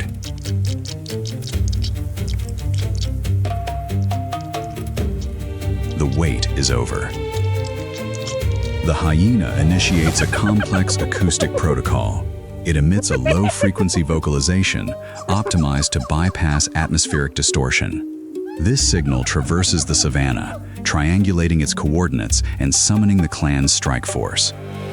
For the maternal baboon, carrying a juvenile introduces severe parasitic drag. The added mass disrupts her locomotor efficiency, accelerating cardiovascular fatigue.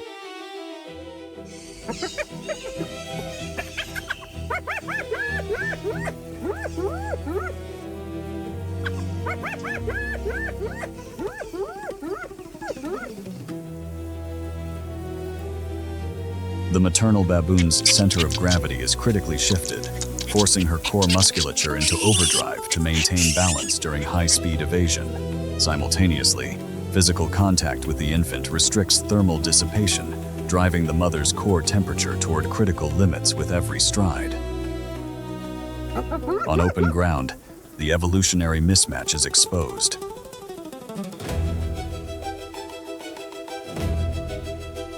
The hyena pack operates as an aerobic engine, utilizing their oversized lungs to process massive volumes of oxygen, turning the chase into a calculated war of physiological attrition.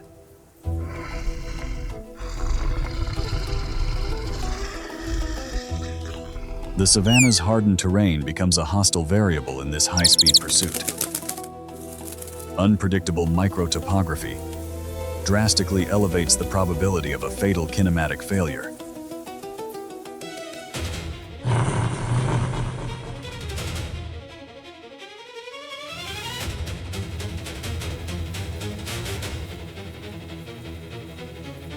This is not a chaotic sprint, it is active vector control. The pack deploys a pincer movement, dynamically adjusting their pursuit angles to cut off all spatial trajectories and completely isolate the target. The baboon's fast-twitch muscle fibers cross the critical anaerobic threshold. Lactic acid floods her system, systematically impairing motor neuron functions. Her physical collapse is now dictated purely by cellular chemistry. With ATP reserves critically depleted, the electrochemical signals misfire. Every subsequent stride exponentially loses velocity, finalizing a mechanical deceleration that cannot be reversed. Cornered by the hyena pack, the geometric trap strictly closes around the mother and infant baboon. Cortisol saturates the primate's bloodstream as flight transitions into a futile defensive stand. In the savannah's unforgiving algorithm, this transfer of biomass is now mathematically inevitable. The acoustic distress signals have not dissipated in the void. Driven by the evolutionary imperative of kin selection, the main primate troop converges. This is not altruism. It is the ruthless protection of shared genetic material.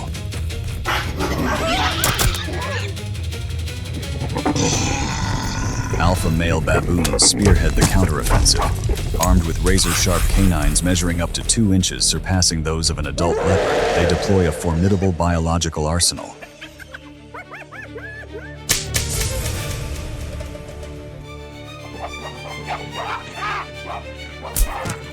The baboon troop initiates aggressive mobbing, a coordinated tactical assault designed to overwhelm the hyena's sensory processing.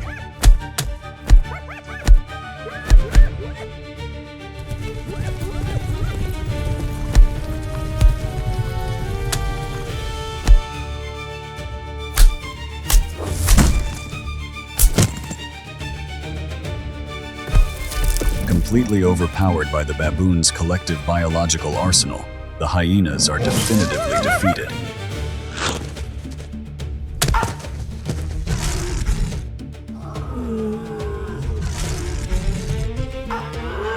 The hyenas scramble in a desperate sprint, burning their final metabolic reserves to evade fatal lacerations from the alpha male baboons. The baboon's geometric fortress is aggressively re-established, and the transfer of biomass is definitively denied. The baboons must now purge the toxic levels of cortisol from their neural pathways. To achieve this, they engage in allogrooming, a highly evolved social mechanism that triggers the rapid release of oxytocin and endorphins, chemically restoring homeostasis. This tactile interaction transcends hygiene. It is the structural glue of their primate architecture. By reinforcing these interpersonal bonds, they solidify the exact geometric matrix that just saved their lineage. Their true apex weapon is not their canines, but their synchronized neurobiology.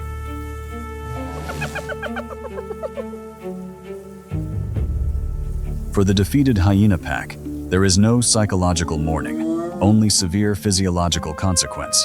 The aborted pursuit has critically depleted their hepatic glycogen stores. Lactic acid pools in their overexerted muscle tissues, and the sudden crash in adrenaline leaves them mechanically sluggish. They must now navigate the hostile terrain with a heavily compromised energy budget.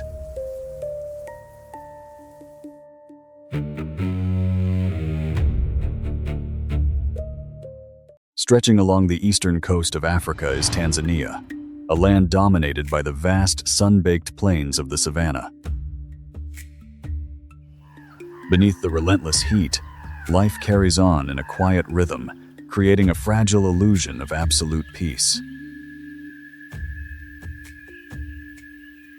The antelopes are already on the move, gliding effortlessly across the vast plains. Their journey is a picture of quiet grace.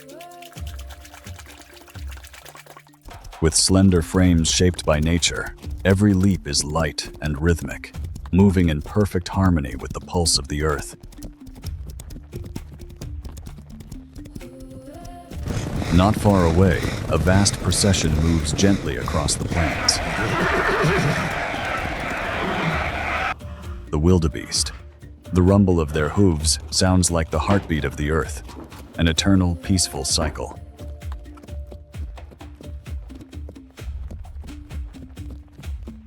Flowing with relentless grace, these wild waters carve a deep rift across the earth, a line of destiny they cannot refuse. For beneath its mesmerizing flow, a deadly test quietly waits.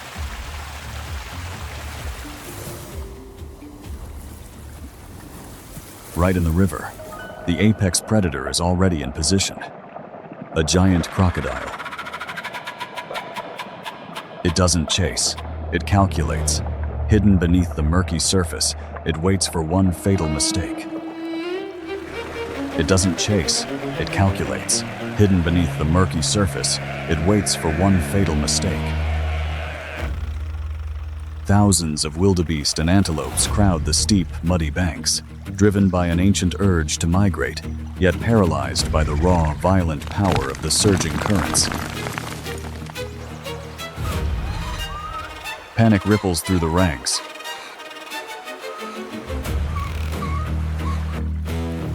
But the raging water is only a distraction. Below the surface, an ancient syndicate has formed, a congregation of giant crocodiles. Cold-blooded and perfectly adapted, they conserve every ounce of energy. Camouflaged against the riverbed, they form a living minefield. The ultimate ambush is set. Tension reaches a breaking point. It only takes one pioneer to shatter the hesitation. Instantly, blind herd mentality takes over. Hundreds launch themselves into the treacherous currents, completely unaware that they are jumping straight into the jaws of death. It is a chaotic frenzy of flailing hooves and panicked cries. Biologically, their hollow hair provides natural buoyancy, a vital adaptation for river crossings. But buoyancy offers no defense against what waits below. The churning rapids mask the silent, deadly approach of the apex predators. For the herd, the only focus is the opposite bank, but every second fighting the current drains their stamina. Blinded by the splashing white water and deafened by the roar of the herd, their keen senses are rendered utterly useless.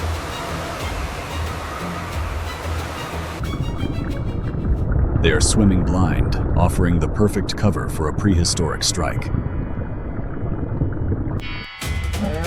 They fight desperately to survive, But in this unforgiving river, their sheer will to live is leading them straight into the jaws of death. And the giant crocodiles do not rush. They are masters of calculating energy. There is no turning back. Propelled by the sheer weight of the endless herd behind them, thousands pour into the river like a living waterfall of flesh and bone.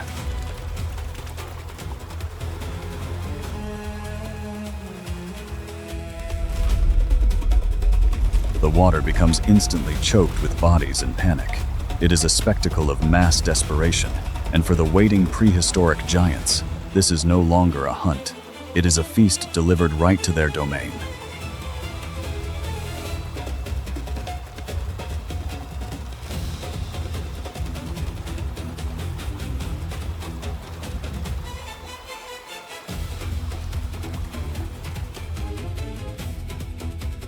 The giant crocodiles let the river do the heavy lifting.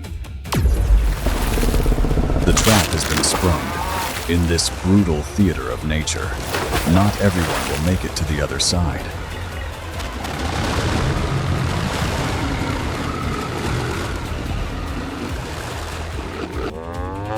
Panic erupts. The illusion of safety shatters as the river reveals its true nature. Beneath the surface, the strike is clinical and devastating.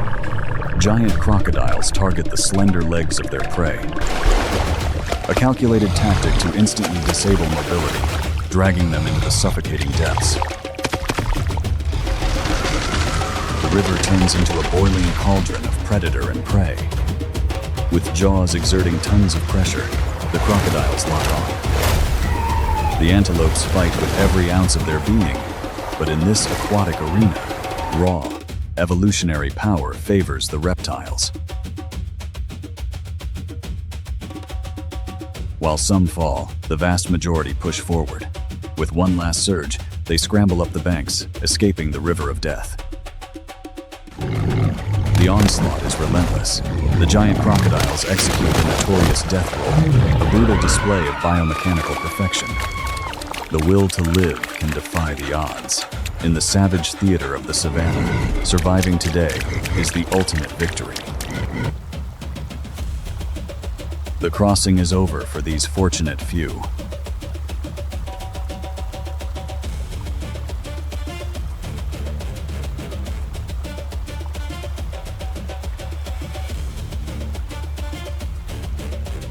They have run the gauntlet and cheated death with the heavy physical toll of survival. Safety is a temporary luxury.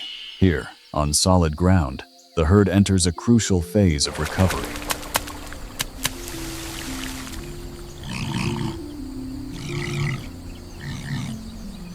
Families reunite. Mothers gently nuzzle their calves, verifying their survival through scent and touch. There is no time to look back, no time to mourn the fallen. In the relentless rhythm of the savannah, grief is an anchor the hunted cannot afford to carry. There is a profound resilience in this stillness. For these animals, healing is not a medical process, but a silent act of endurance. They rest not to linger, but to prepare for the miles still ahead.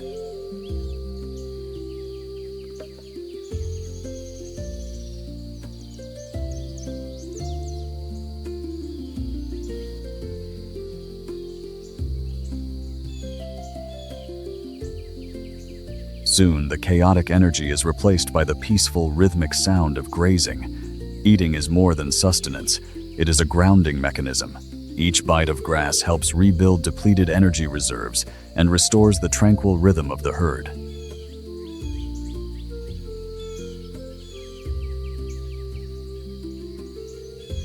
There is a profound resilience in this stillness. For these animals, healing is not a medical process, but a silent act of endurance. They rest not to linger, but to prepare for the miles still ahead.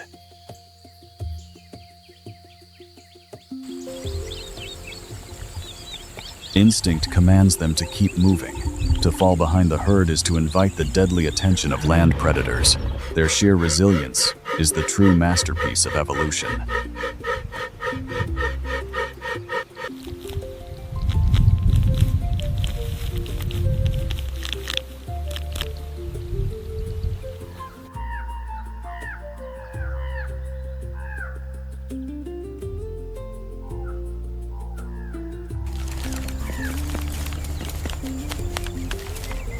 As the golden hour descends, the African sun casts a warm, forgiving light over this harsh landscape.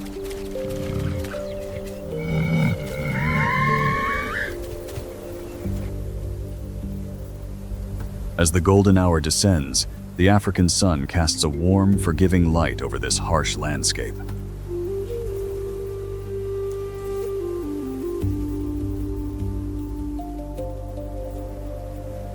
Today, the river exacted its toll, nourishing the apex reptiles lurking below, but the herd endures.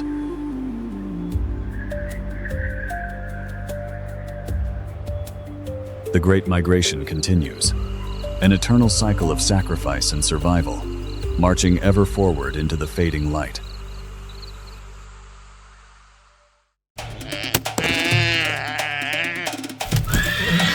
The Serengeti, a vast golden crucible, operating at the very limits of biological endurance. As surface temperatures soar past 50 degrees Celsius, the moisture vanishes. The savannah enters a state of physiological dormancy. In this blinding theater of light, survival is no longer just a race against the hunter. It is a silent, masterful game of thermal economics.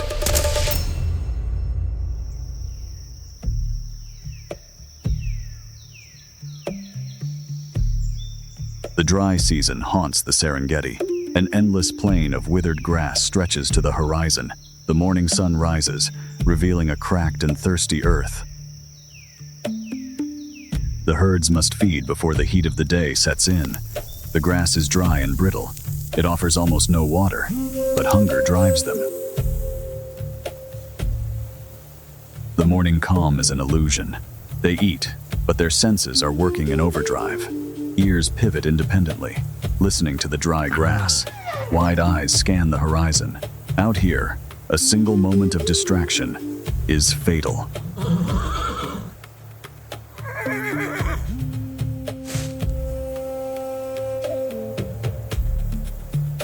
On this scorched plain, there are no shadows to hide behind. A solitary hunter must melt into the barren earth itself, a leopard she hasn't eaten in days. Out here, the dry season strips away all margins for error. Her ribs press against her coat, but a starving predator is a focused one. Hunger sharpens every instinct.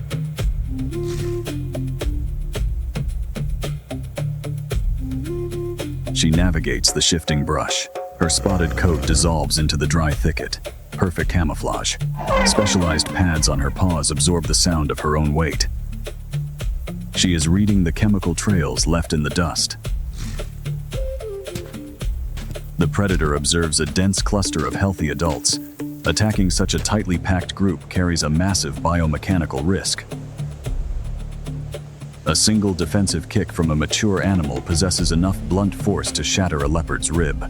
In this harsh environment, a fractured bone is a death sentence. The feline brain constantly calculates the probability of injury. Therefore, she abandons this approach and moves along the perimeter.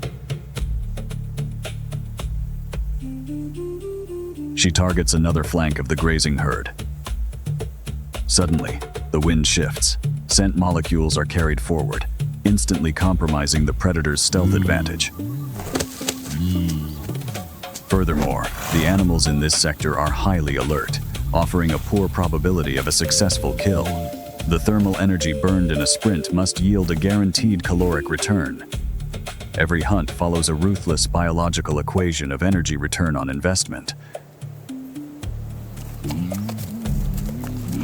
The savannah is crowded with hundreds of moving animals. To overcome the visual confusion of the herd, the predator's visual cortex must filter the chaotic data. She scans the mass and isolates a single anomaly on the periphery, a slight hesitation in its gait, a momentary lapse in vigilance. Instantly, the autonomic nervous system takes over. Her heart rate drops to stabilize the core.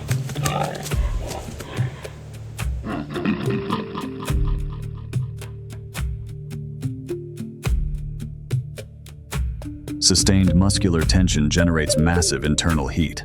Yet, the respiratory rate must be suppressed. A single pant broadcasts an acoustic warning. The predator operates on the borderline of physiological overheating and absolute stealth.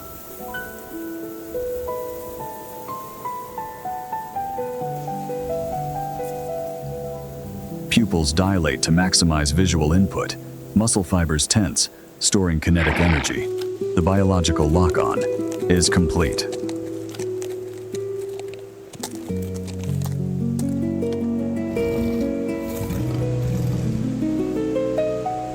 The physical gap must be closed. The leopard's skeleton is engineered for absolute stealth. Free-floating collarbones act as biological shock absorbers. They cushion the body's weight, preventing any vibration from reaching the ground. Every step is calculated to avoid a single sound. The predator slowly enters the critical ambush radius. The predator faces a formidable biological defense. The zebra herd operates as a unified sensory network. Laterally positioned eyes provide a near 360-degree field of vision. Dozens of ears constantly scan the acoustic environment. To approach, the leopard must navigate blind spots that barely exist. A micro shift in the air currents carries a foreign scent molecule. Alternatively, they detect the sudden, unnatural silence of local insects.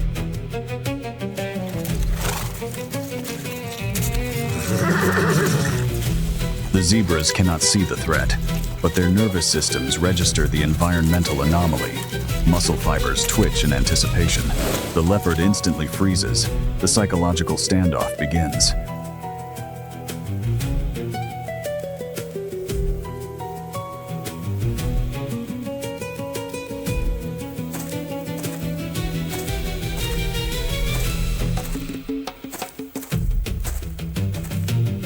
The leopard breaches the flight initiation distance. Instantly, the zebra's endocrine systems release massive surges of adrenaline. Heart rates violently spike. The biological tension reaches a critical threshold. The predator must strike right now, before the herd's self-preservation instincts completely override their hesitation.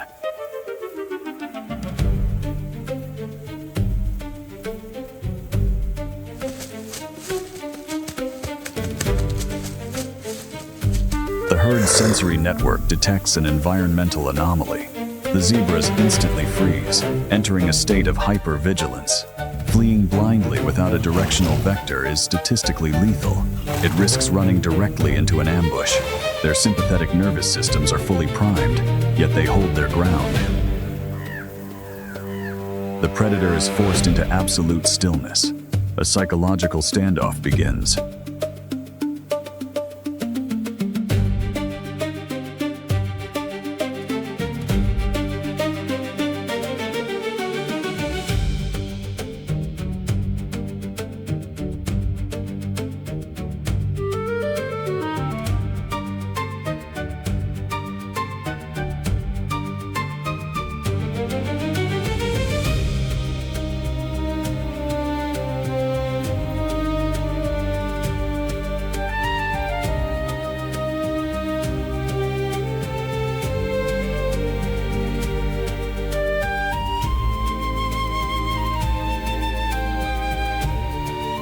The ambush is triggered. The leopard's fast-twitch muscle fibers ignite, converting stored energy into lethal acceleration. The savannah erupts into absolute chaos. As the zebras flee, their overlapping stripes generate a phenomenon known as motion dazzle.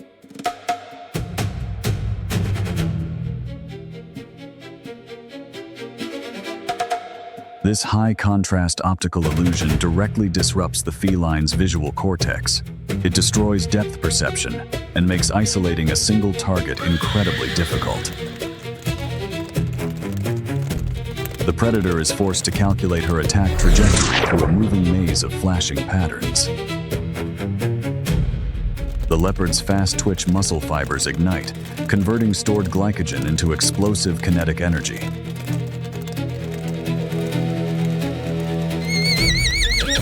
She accelerates to top speed in mere seconds. The hunt instantly shifts from absolute stealth to pure biomechanical power.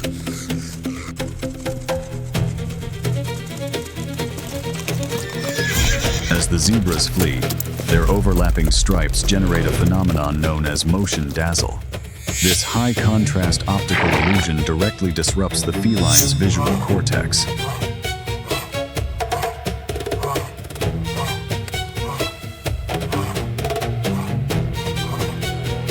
The physical gap is closed. The leopard deploys her retractable claws, acting as biological grappling hooks to anchor onto the target's mass.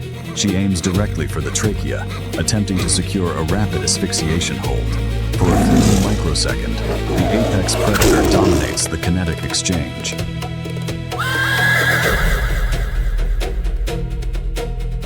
But the prey refuses to succumb. A high-frequency distress vocalization pierces the air. This acoustic signal triggers an aggressive, altruistic response from the herd. Instead of scattering, the zebras pivot. They weaponize their sheer numbers, initiating a coordinated mobbing behavior to encircle the attacker. The power dynamic violently reverses.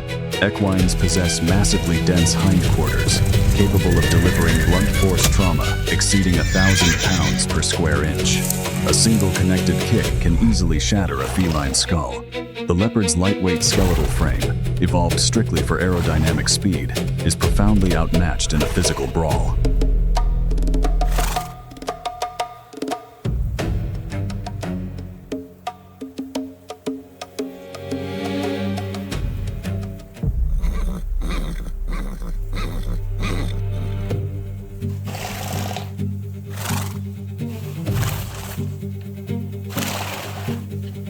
The savannah dictates a brutal equilibrium.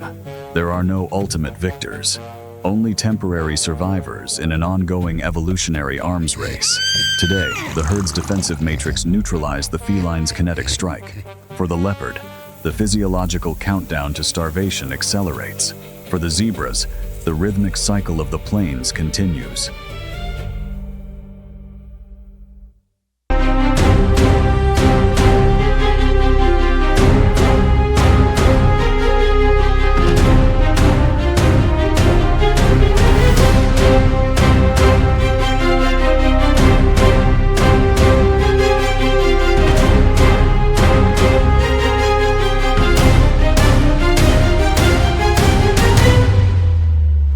A realm forged in fractured stone and suffocating ice.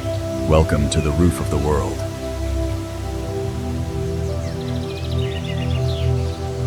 Up here, oxygen is a luxury, and the cold is a ruthless executioner. Yet, clinging to the edge of the abyss, a herd of mountain goats, phantoms of the high alpine, navigating a 60-degree death drop as if it were a casual stroll. But surviving the extremes is only half the battle. This young goat drinks a liquid lifeline. The mother's fat-rich milk acts as a metabolic furnace.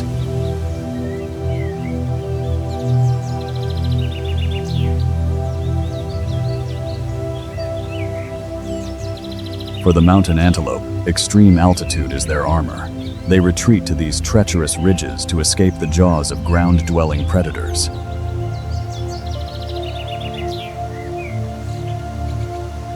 Safe above the tree line, they believe they are untouchable.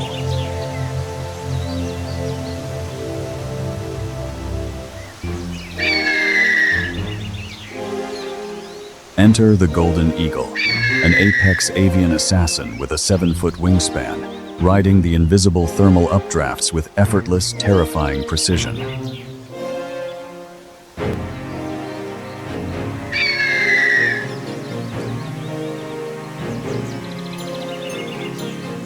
Forced to cross deep snow, the antelope's greatest defense, their speed, is instantly stripped away.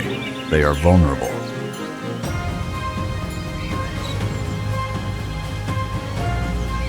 High above the clouds, the winged Terminator locks onto her target. The ambush is set. As the snow retreats, the brutal mountain reveals a softer side. This highland valley transforms from a frozen wasteland into a fleeting oasis of life.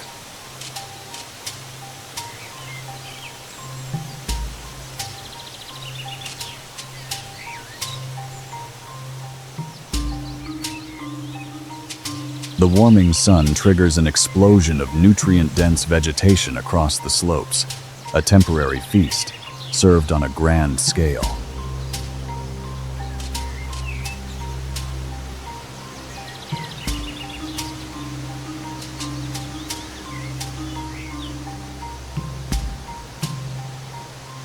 What looks like idle rest is actually hard metabolic work.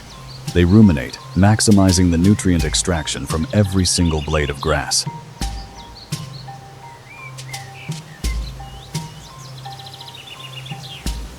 Emerging from months of winter fasting, the brown bear is driven by a singular, overwhelming urge, hyperphagia, an insatiable, biological need to consume.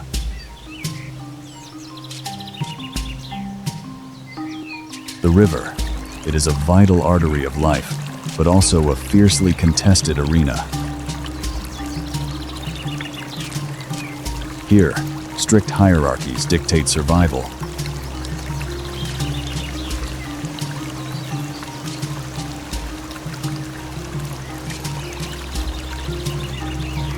Catching them requires explosive acceleration. Despite weighing over 800 pounds, a grizzly can strike with astonishing liquid speed.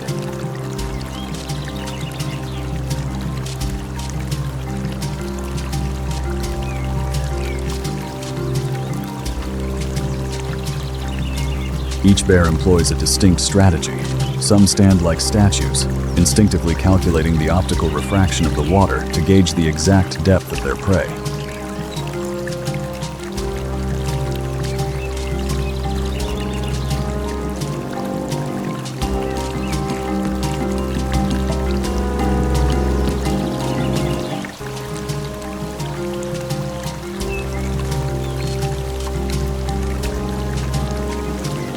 Others rely on brute force, pinning the muscular, slippery fish directly to the riverbed.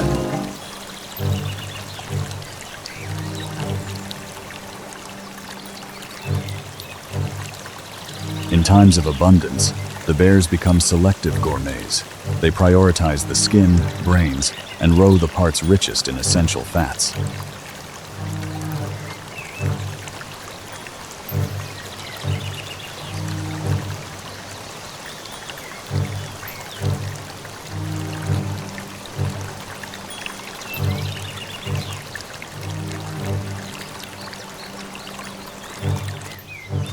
Sated, the titans retreat to the shores.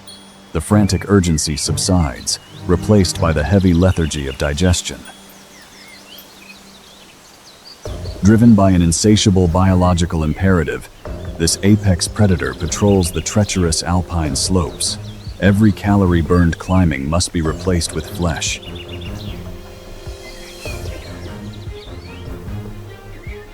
The mountain goats detect a disturbance in the landscape. A massive silhouette breaking the horizon.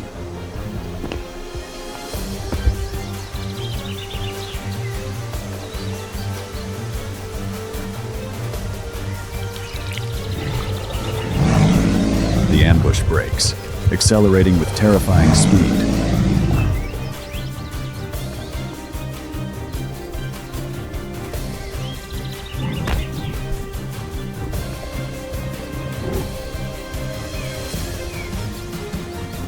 The mother mountain goat and her young kid are driven to the absolute edge. They retreat onto a fragile, overhanging branch.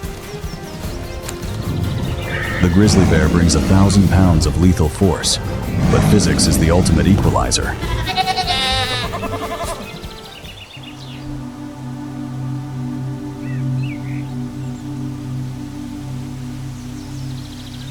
As the immediate threat dissipates, adrenaline slowly gives way to exhaustion. Bathed in the golden glow of the alpine sunset, the mother mountain goat and her young kid reclaim their sanctuary. In this unforgiving vertical kingdom, life is a delicate, razor-thin balance, where one calculated step dictates who lives to see another dawn.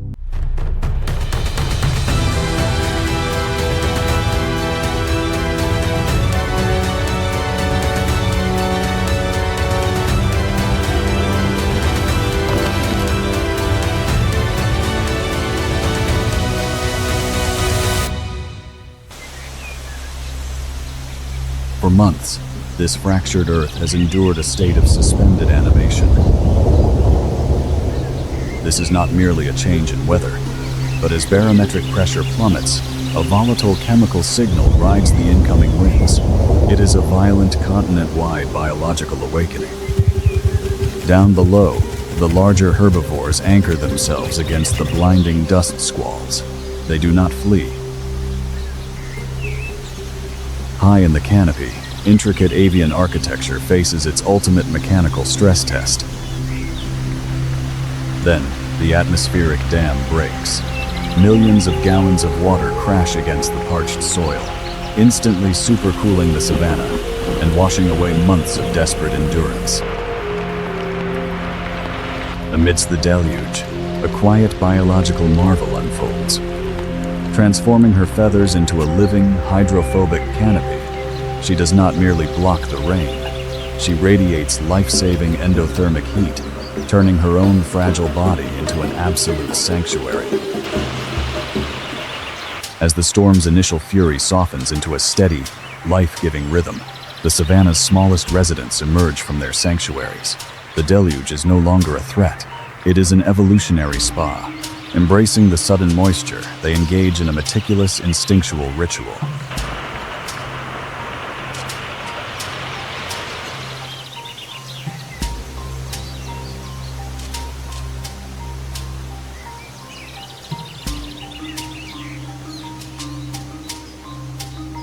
As the storm clouds fracture, the saturated earth responds with an explosive biological bloom. The savanna is instantly flush with invertebrate life.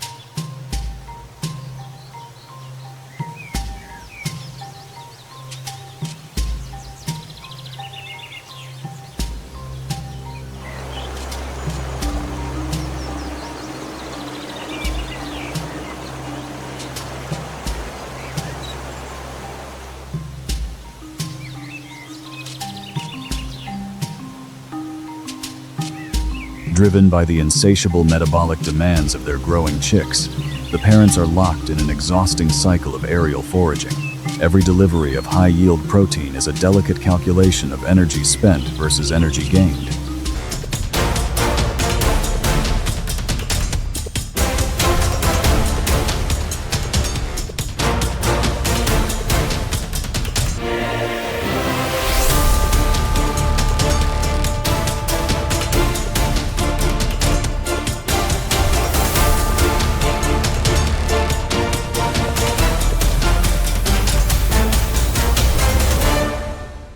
Here, life does not simply exist, it marches, and the wildebeest are the undeniable pulse of these plains. Gathered by the millions, they are driven by an ancient, inescapable biological clock. Right now, it dictates only one thing: refuel. In this shimmering heat, the herd appears entirely at peace. Their synchronized grazing engineers the savanna. By stripping the coarse stalks, they return vital nutrients to the exhausted earth.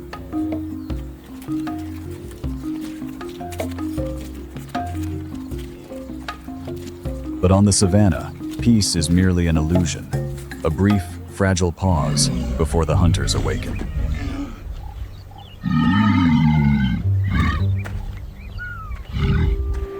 Out here, a single misstep is a fatal liability. There is no compassion in the wild. In the brutal calculus of survival, the vulnerable simply become an involuntary shield for the strong. The savanna is not at peace. It is merely holding its breath. In the oppressive midday heat, the apex predators of the savanna appear remarkably subdued. A pride can sleep up to 20 hours a day. It is not lethargy, but a highly evolved strategy of energy conservation.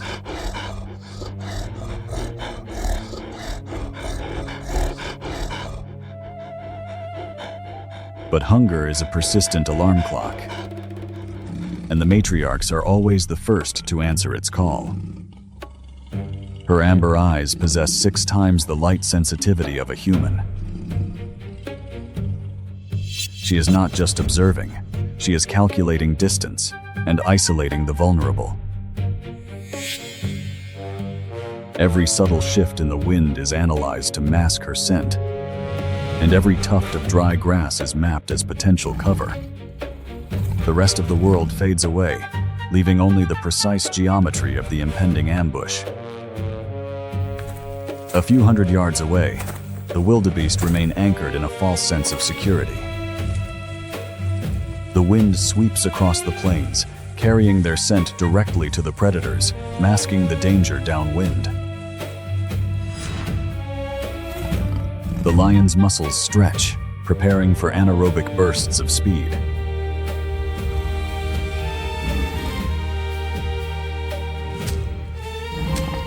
Every member of the pride instinctively understands their role in the complex geometry of the ambush.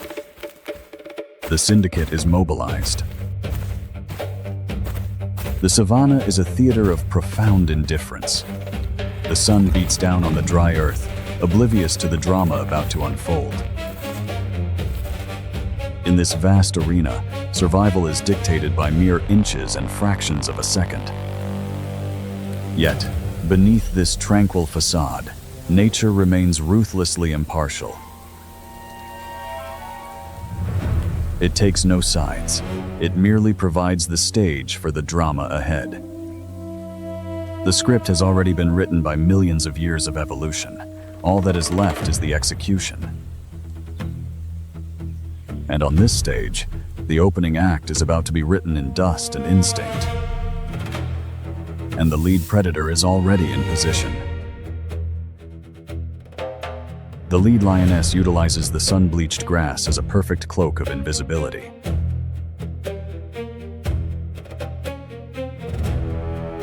Walking on her toes, she minimizes contact with the dry foliage. Her shoulder blades absorb the impact, ensuring complete silence.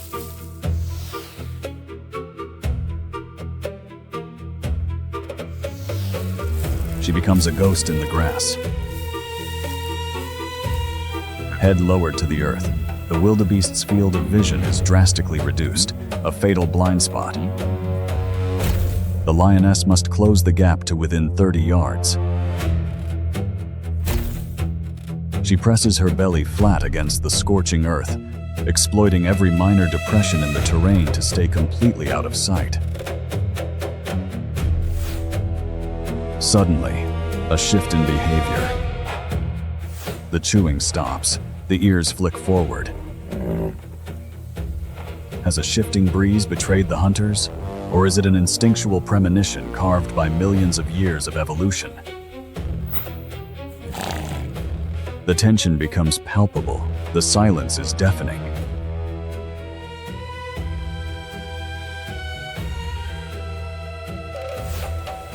The lioness knows her cover is blown. Stealth must now be traded for explosive power.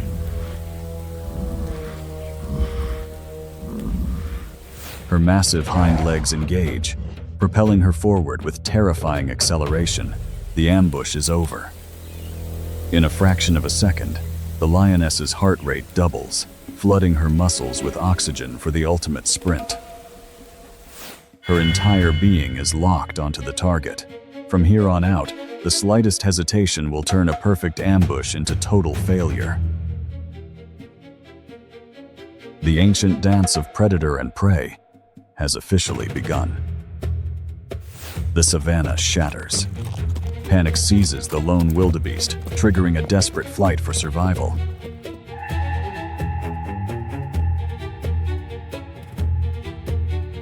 The lioness erupts from the sun-scorched grass. At full sprint, she covers 50 feet a second. Her spine flexes like a coiled spring, maximizing each explosive stride. This is a deadly high-stakes race against her own rapidly rising body temperature. A collective wave of panic ripples through the herd, turning thousands of individuals into a single, fleeing organism. Panic seizes the lone wildebeest, triggering a desperate flight for survival. For the wildebeest, survival is brutally simple. You don't have to be the fastest in the herd, you just can't be the slowest. The swirling dust and a maze of galloping hooves are a defensive mechanism, designed to disorient the predator's focus. The gap closes. The impact is catastrophic. The lioness uses her formidable weight, nearly 300 pounds of pure muscle, and momentum to unbalance the fleeing wildebeest, grounding the heavy herbivore with calculated precision. The wildebeest's struggle inevitably subsides. The lioness clamps her powerful jaws over the prey's windpipe, applying hundreds of pounds of pressure to induce a swift, oxygen-deprived end to the ancient chase. This exhausting hunt is a triumph, securing a massive influx of calories, enough vital protein to sustain the lionesses for several days. The scent of a fresh wildebeest kill travels fast, acting as a beacon for opportunistic scavengers like hyenas and vultures. For now, however, the lion pride has earned its feast, metabolizing this vital energy to fuel the next generation of apex predators. The lion pride's feast begins. Nothing goes to waste on the savannah. To access the nutrient-rich meat, the lionesses must first breach the wildebeest's tough hide. They utilize specialized carnassial teeth at the back of their jaws, acting like biological shears to slice through thick skin and muscle with devastating efficiency. The hunters instinctively target the nutrient-dense internal organs first, the liver, heart, and kidneys, extracting maximum vitamins and trace minerals essential for their survival in this harsh environment. An adult lioness can consume up to a quarter of her own body weight in a single sitting. Her highly acidic stomach is perfectly adapted to rapidly digest massive quantities of raw protein, neutralizing potential pathogens found in the wild meat. As the pride gorges themselves, they are inadvertently preparing the carcass for the ecosystem's secondary consumers. Vultures and hyenas circle the perimeter, waiting for their turn at the ecological table. The wildebeest's sacrifice is converted into vital energy, ensuring the reign of these apex predators continues over this golden realm for another day.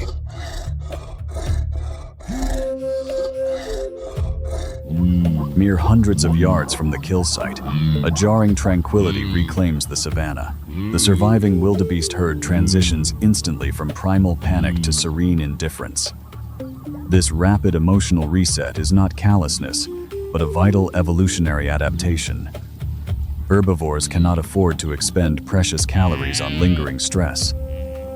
In this wild kingdom, death is merely a brief interruption to the relentless rhythm of life. The Masai Mara, an ancient sea of grass, bound by the unforgiving extremes of the dry season. Surface water evaporates, and usable plant biomass drops rapidly. Every organism here operates near its physiological limit. Survival under this equatorial sun demands strict thermoregulation. Energy is hoarded, movement is calculated. The waiting game begins. Scattered across this baked topography, vast assemblies of herbivores maintain a fragile stasis. They serve as the ecosystem's primary processors, extracting fractional nutrients from sun-bleached cellulose. Processing this abrasive diet requires highly specialized digestive fermentation. Every movement is economized to maximize nutrient extraction while minimizing moisture loss under the relentless sun. Exposed on the open grass, the African rock python relies on disruptive camouflage. As a heavy-bodied ambush predator, it conserves energy by not chasing. Specialized pit organs along its jaw detect the infrared radiation of warm-blooded herbivores, mapping the environment through heat signatures. Nearby, the savanna's apex predators adopt a different strategy. The lion pride enters a state of physiological dormancy, resting up to 20 hours a day to prevent hyperthermia.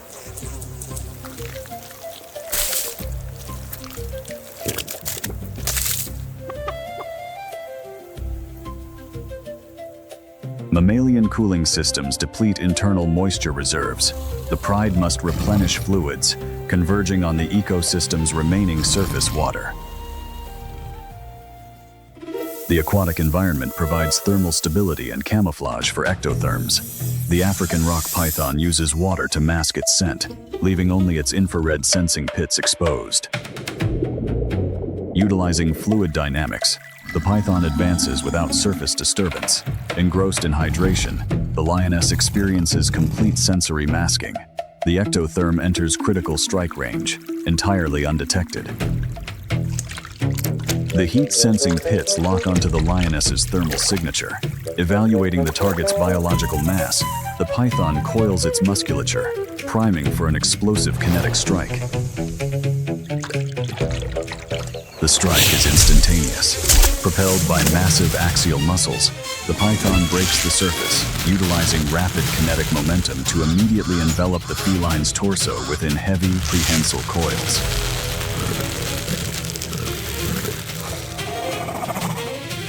With every exhalation the lioness makes, the muscular coils tighten. Thoracic compression restricts lung expansion, rapidly depleting cellular oxygen and flooding her muscles with paralyzing lactic acid.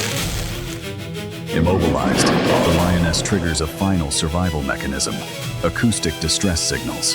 Low-frequency calls are broadcasted to summon the pride. The python maintains its lethal grip. Sensory scales track the lioness's fading heartbeat, pinpointing the exact moment of physiological collapse.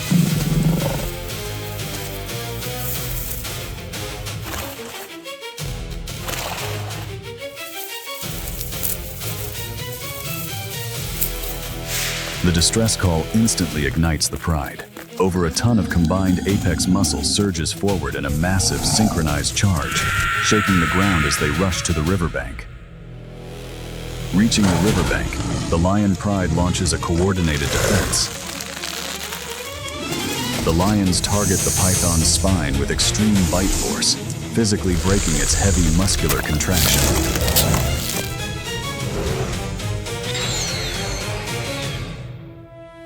Facing the entire lion pride, the python risks a fatal severed spine. The biological cost becomes too high. Survival instinct overrides the hunt, forcing the snake to release its grip and retreat.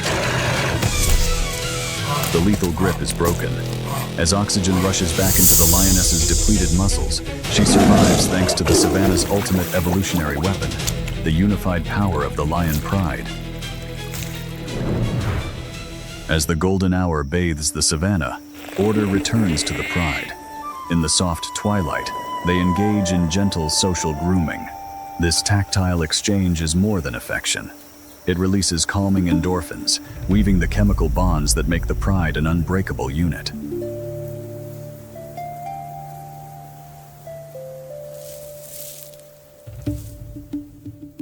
The punishing heat dissipates, replaced by cool evening thermals. Sprawled across the earth, the apex predators embrace the stillness, their bodies seamlessly blending into the fading colors of the landscape. A fleeting moment of savanna poetry, yet their sensory network remains sharp. As dusk falls, the pride rests, conserving energy for the night.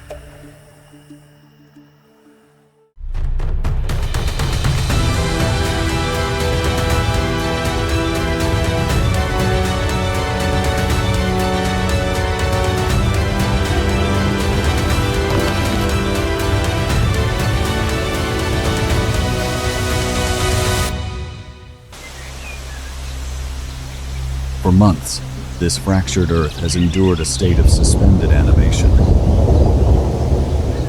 This is not merely a change in weather, but as barometric pressure plummets, a volatile chemical signal rides the incoming winds.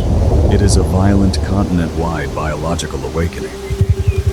Down below, the larger herbivores anchor themselves against the blinding dust squalls. They do not flee. High in the canopy, intricate avian architecture faces its ultimate mechanical stress test. Then, the atmospheric dam breaks. Millions of gallons of water crash against the parched soil, instantly supercooling the savannah and washing away months of desperate endurance. Amidst the deluge, a quiet biological marvel unfolds. transforming her feathers into a living, hydrophobic canopy. She does not merely block the rain. She radiates life-saving endothermic heat, turning her own fragile body into an absolute sanctuary. As the storm's initial fury softens into a steady, life-giving rhythm, the savannah's smallest residents emerge from their sanctuaries. The deluge is no longer a threat. It is an evolutionary spa. Embracing the sudden moisture, they engage in a meticulous, instinctual ritual.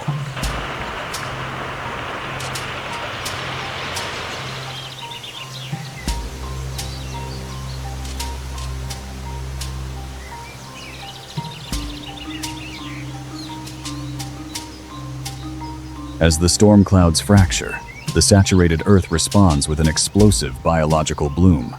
The savannah is instantly flush with invertebrate life.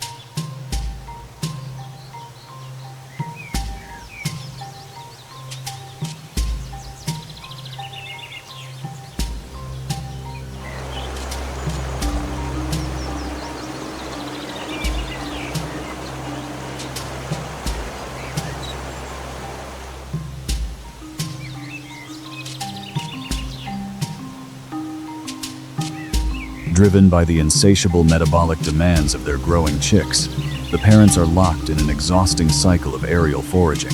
Every delivery of high-yield protein is a delicate calculation of energy spent versus energy gained.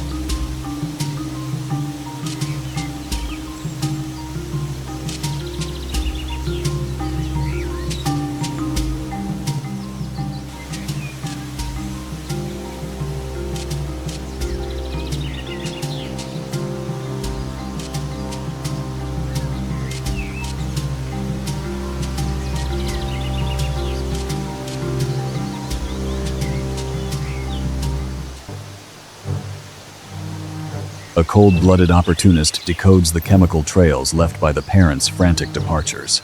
Exploiting this brief, unguarded window, the predator closes in. Nature's newfound abundance is about to be violently redistributed. Closing the final inches, the serpent coils its kinetic frame for a lethal strike. But the predatory sequence is violently shattered. Fueled by maternal hyperaggression, she weaponizes her own body, forcing the cold-blooded opportunist into a sudden retreat.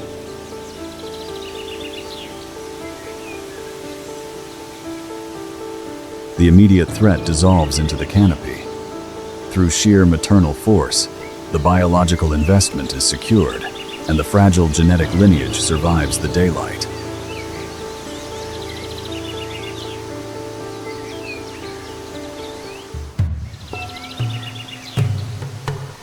To the untrained eye, arresting pride appears indolent, but this profound lethargy is a masterpiece of energy conservation.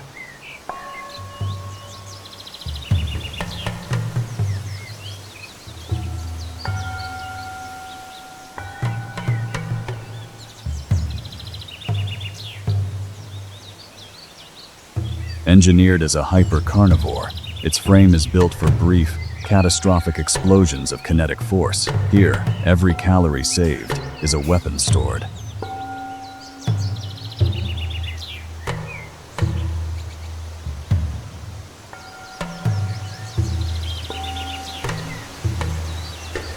They are the only felines on Earth to have weaponized social architecture. When these apex tacticians finally rise, they do not merely hunt, they execute a devastating biological algorithm.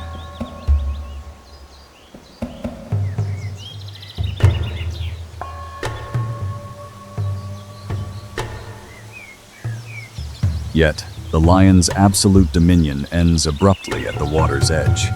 Here, the savannah's feline algorithm meets its ultimate evolutionary match. An ancient relic of the archosaurs, the Nile crocodile does not rely on speed. It operates on hydrostatic stealth, utilizing dermal pressure receptors to detect the microscopic ripples of a thirsty pride. Suspended in absolute buoyancy, this armored leviathan trades social tactics for sheer biomechanical violence, a crushing force of 5,000 pounds per square inch, designed not to slice, but to drown.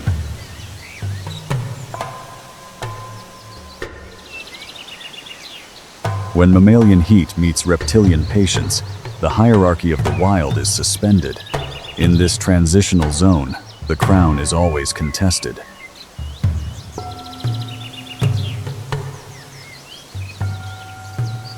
As the dry season tightens its grip, the savanna's fluid lifelines evaporate into isolated, muddy depressions.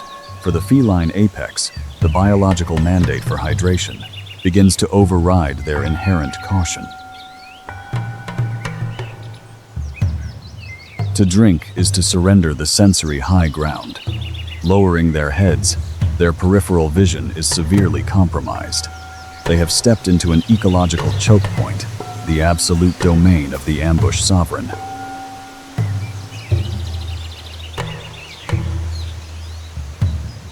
Submerged in the turbid depths, a prehistoric titan recalibrates its buoyancy. It does not hunt by sight in these murky waters.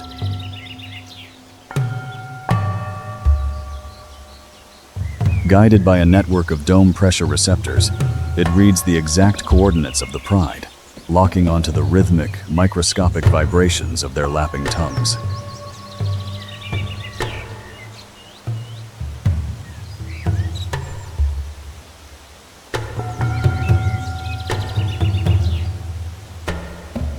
Survival here is a microsecond calculation of reflexes. Feline fast-twitch fibers firing against the archaic snap of reptilian jaws.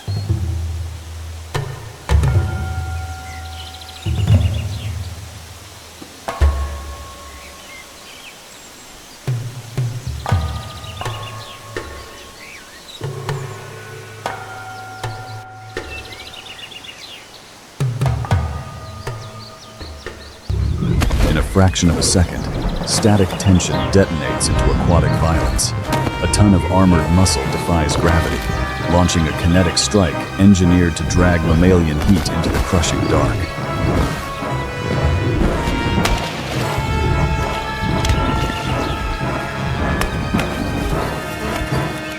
The ambush dissolves, but the message is brutally clear. At the water's edge, survival is nothing more than a negotiated truce.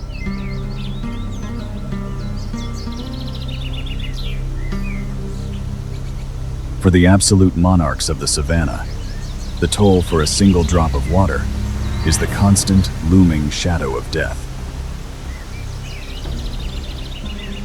The violent kinetic exchange ceases. As adrenaline metabolizes, both predators retreat to their respective domains, trapped in a biological stalemate dictated by the limits of energy expenditure.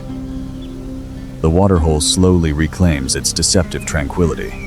In the broader ecological calculus, this clash was never a war of malice. It was simply a brutal negotiation of boundaries, where water is the ultimate currency. As the equatorial sun bakes the memory of this encounter into the fractured earth, the savannah prepares for the nocturnal shift. The felines will heal, the leviathan will wait.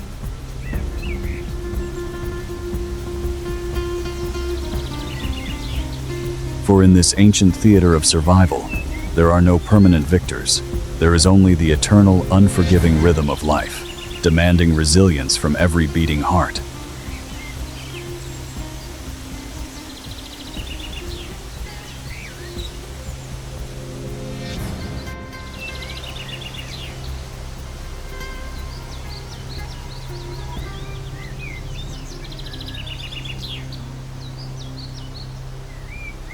Within this dense, tangled microclimate, smaller species do not merely hide, they integrate. Utilizing rapid thermoregulation and acute seismic sensitivity, they turn the interlocking root systems into an advanced early warning grid. Driven by intense resource competition, species have evolved specialized morphological weaponry from reinforced armor plating to high-impact kinetic appendages. Every physical clash is a calculated gamble of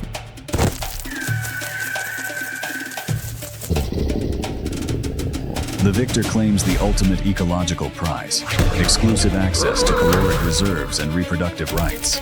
In this harsh coastal fortress, conflict is the crucible that forces evolution forward. Beyond the relentless salt winds, the dense interior of the coastal scrub forms an impenetrable biological shield.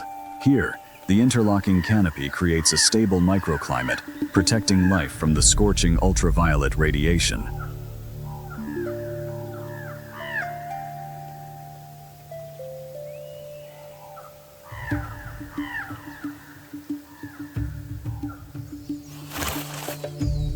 Survival here is not always a physical clash. It is a masterclass in energy conservation. Daily behavioral rhythms are strictly dictated by the shifting temperature gradients. Deep within the scrub, a sounder of wild boars engages in intensive soil bioturbation. Their highly modified snouts act as powerful biomechanical plows, guided by an olfactory cortex capable of detecting subterranean caloric reserves. Intently focused on foraging, they are completely unaware that their body heat has just exposed their exact location to a hidden predator. A tiger relies on its natural camouflage. Its vertical stripes blend perfectly with the shadows of the palm leaves, making a 200-kilogram predator completely invisible. Wild boars possess an exceptional sense of smell, often surpassing that of dogs. To counter this, the tiger continuously monitors the airflow, moving strictly upwind so its scent is blown in the opposite direction. A tiger's paw is a masterpiece of sound suppression. Thick fat pads absorb the entire weight of its body, while a specialized ligament system keeps the claws fully retracted, ensuring absolute silence.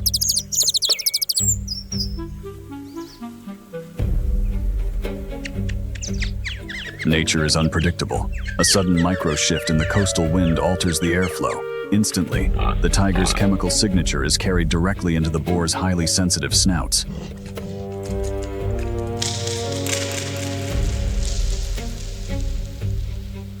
The boar's olfactory receptors process the predator's scent in milliseconds. A massive adrenaline dump floods their system.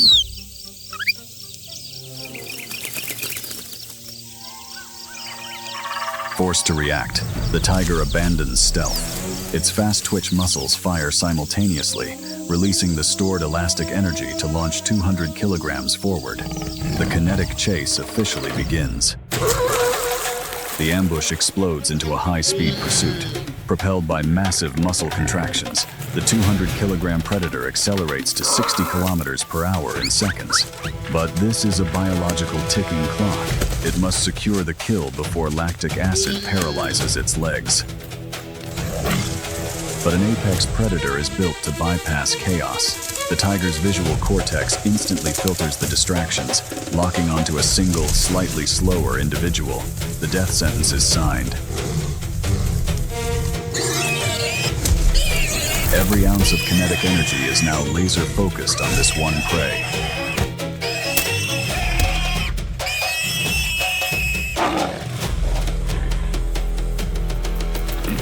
The violent transaction is complete. The rest of the herd survives another day, leaving the weakest behind. For the tiger, this blood-soaked victory provides a massive influx of calories, fueling its reign over the unforgiving coastal scrub.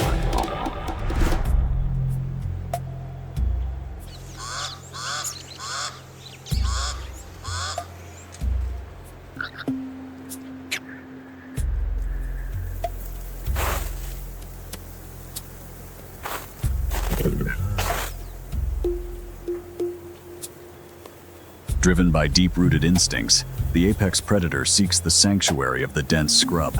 It claims a hidden refuge, a quiet space where the lingering scent of the hunt can safely dissolve into the evening breeze.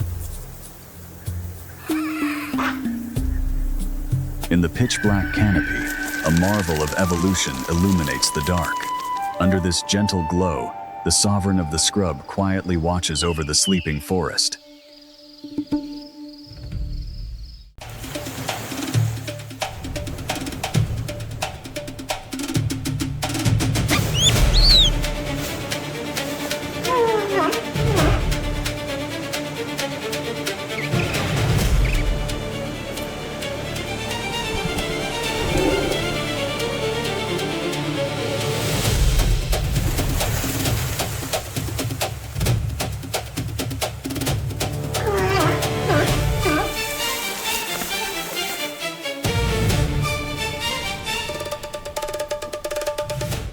Antarctica, a continent isolated by the unforgiving circumpolar current, holding 70% of Earth's fresh water within a frozen desert.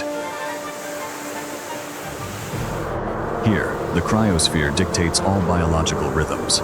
During winter, the sea ice expands to cover an area larger than the continent itself, effectively doubling Earth's reflective surface. This extreme albedo effect plummets temperatures drastically, while the rapid cooling of high-altitude air generates relentless katabatic winds that sculpt the frozen topography. Yet, this freezing and dynamic matrix is far from a dead zone. Nutrient-rich upwellings driven by the ice mechanics fuel a massive hidden marine ecosystem beneath the surface.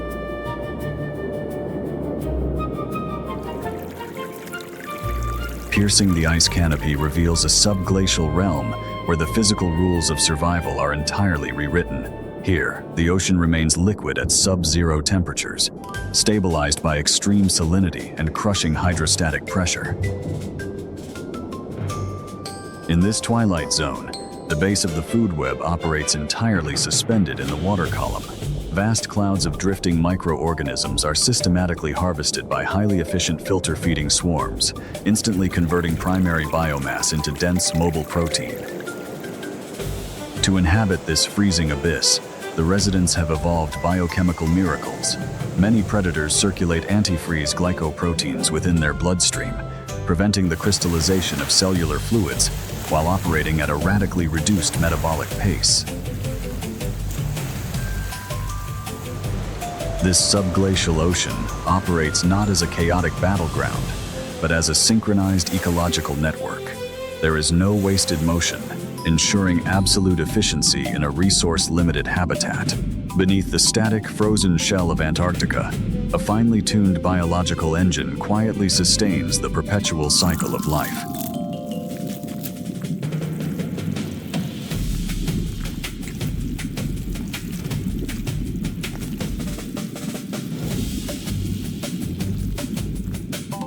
Vision loses its power in these dark depths. Survival now depends on an extraordinary sensitivity to water movement. Both predators and prey feel the faintest vibrations, reading invisible waves to pinpoint each other in the pitch black.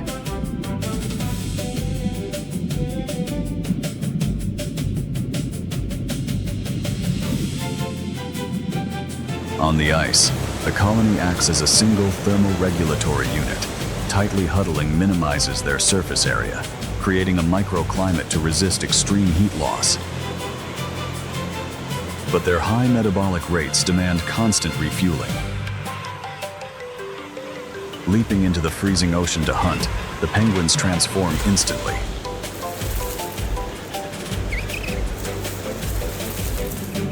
Water pressure compresses their feathers, shifting their biomechanics, turning clumsy walkers into streamlined, high-speed marine predators in pursuit of prey.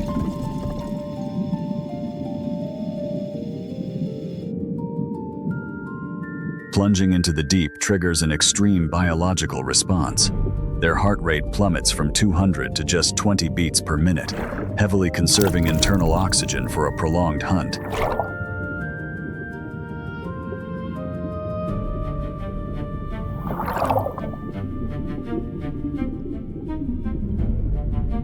Capture is instantaneous. Backward-facing barbs inside their beaks secure the struggling catch. They consume the biomass mid-swim, maintaining a flawless hydrodynamic profile to seamlessly continue the assault. Above the waterline, there is no biological refuge. Relentless katabatic winds strip heat instantly from any exposed tissue, enforcing a brutal thermodynamic rule. In Antarctica, the surface is never a sanctuary. It is only a brief necessity.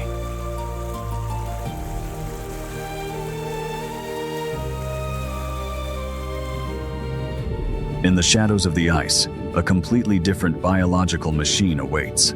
The seal utilizes countershading a dark dorsal profile that renders it virtually invisible against the deep abyss.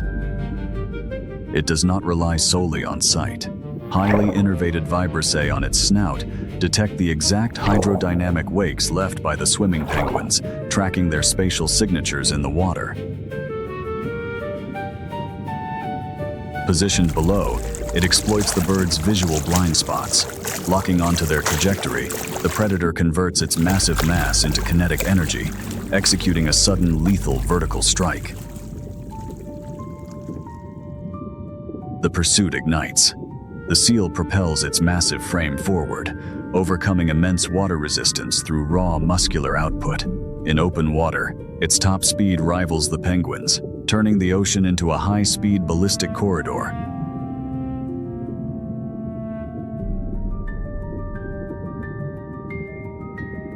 But the penguin holds a critical biomechanical advantage, a superior turning radius. Possessing lower mass and inertia, the bird executes hairpin maneuvers. It uses its stiff tail and flippers as hydrodynamic rudders to abruptly alter its vector.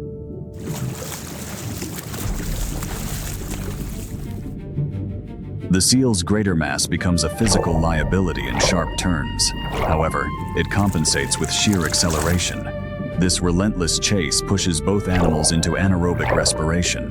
Lactic acid floods their muscles as they burn through their finite oxygen reserves.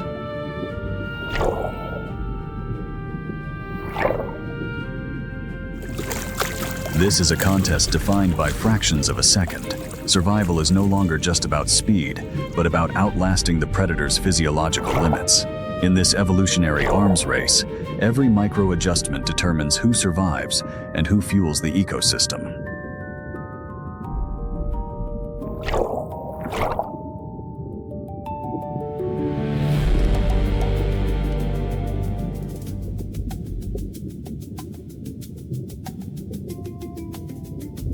The high-speed pursuit is abruptly shattered by a tectonic shift in water pressure. Low-frequency infrasound vibrations capable of traveling hundreds of kilometers reverberates through the seal's skeletal structure. Something colossal is ascending from the abyssal zone.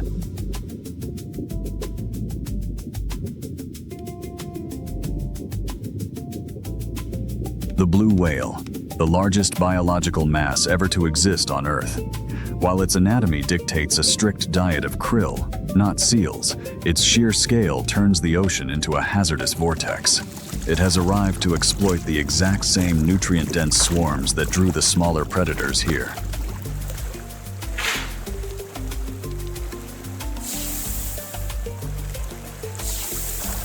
Executing a massive kinematic lunge, the leviathan unhinges its jaws. Its ventral pleats expand exponentially, engulfing up to 90 tons of water and biomass in mere seconds. The seal is instantly caught, not targeted as prey, but trapped as collateral damage within this catastrophic hydrostatic vacuum.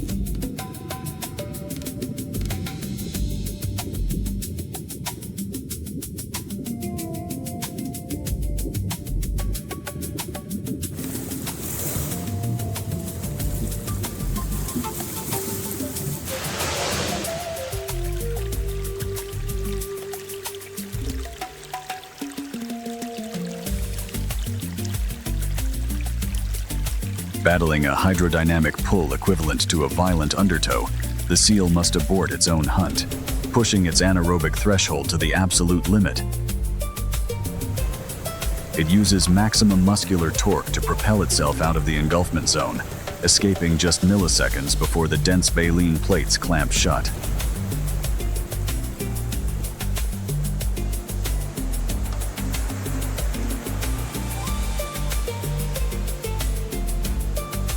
The predator becomes the fugitive. In the hyper-competitive waters of the Southern Ocean, survival is dictated not only by speed and agility, but by navigating the indifferent, overwhelming mechanics of the ocean's true titans.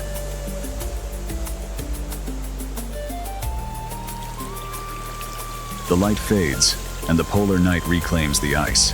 Above, a frozen, absolute silence.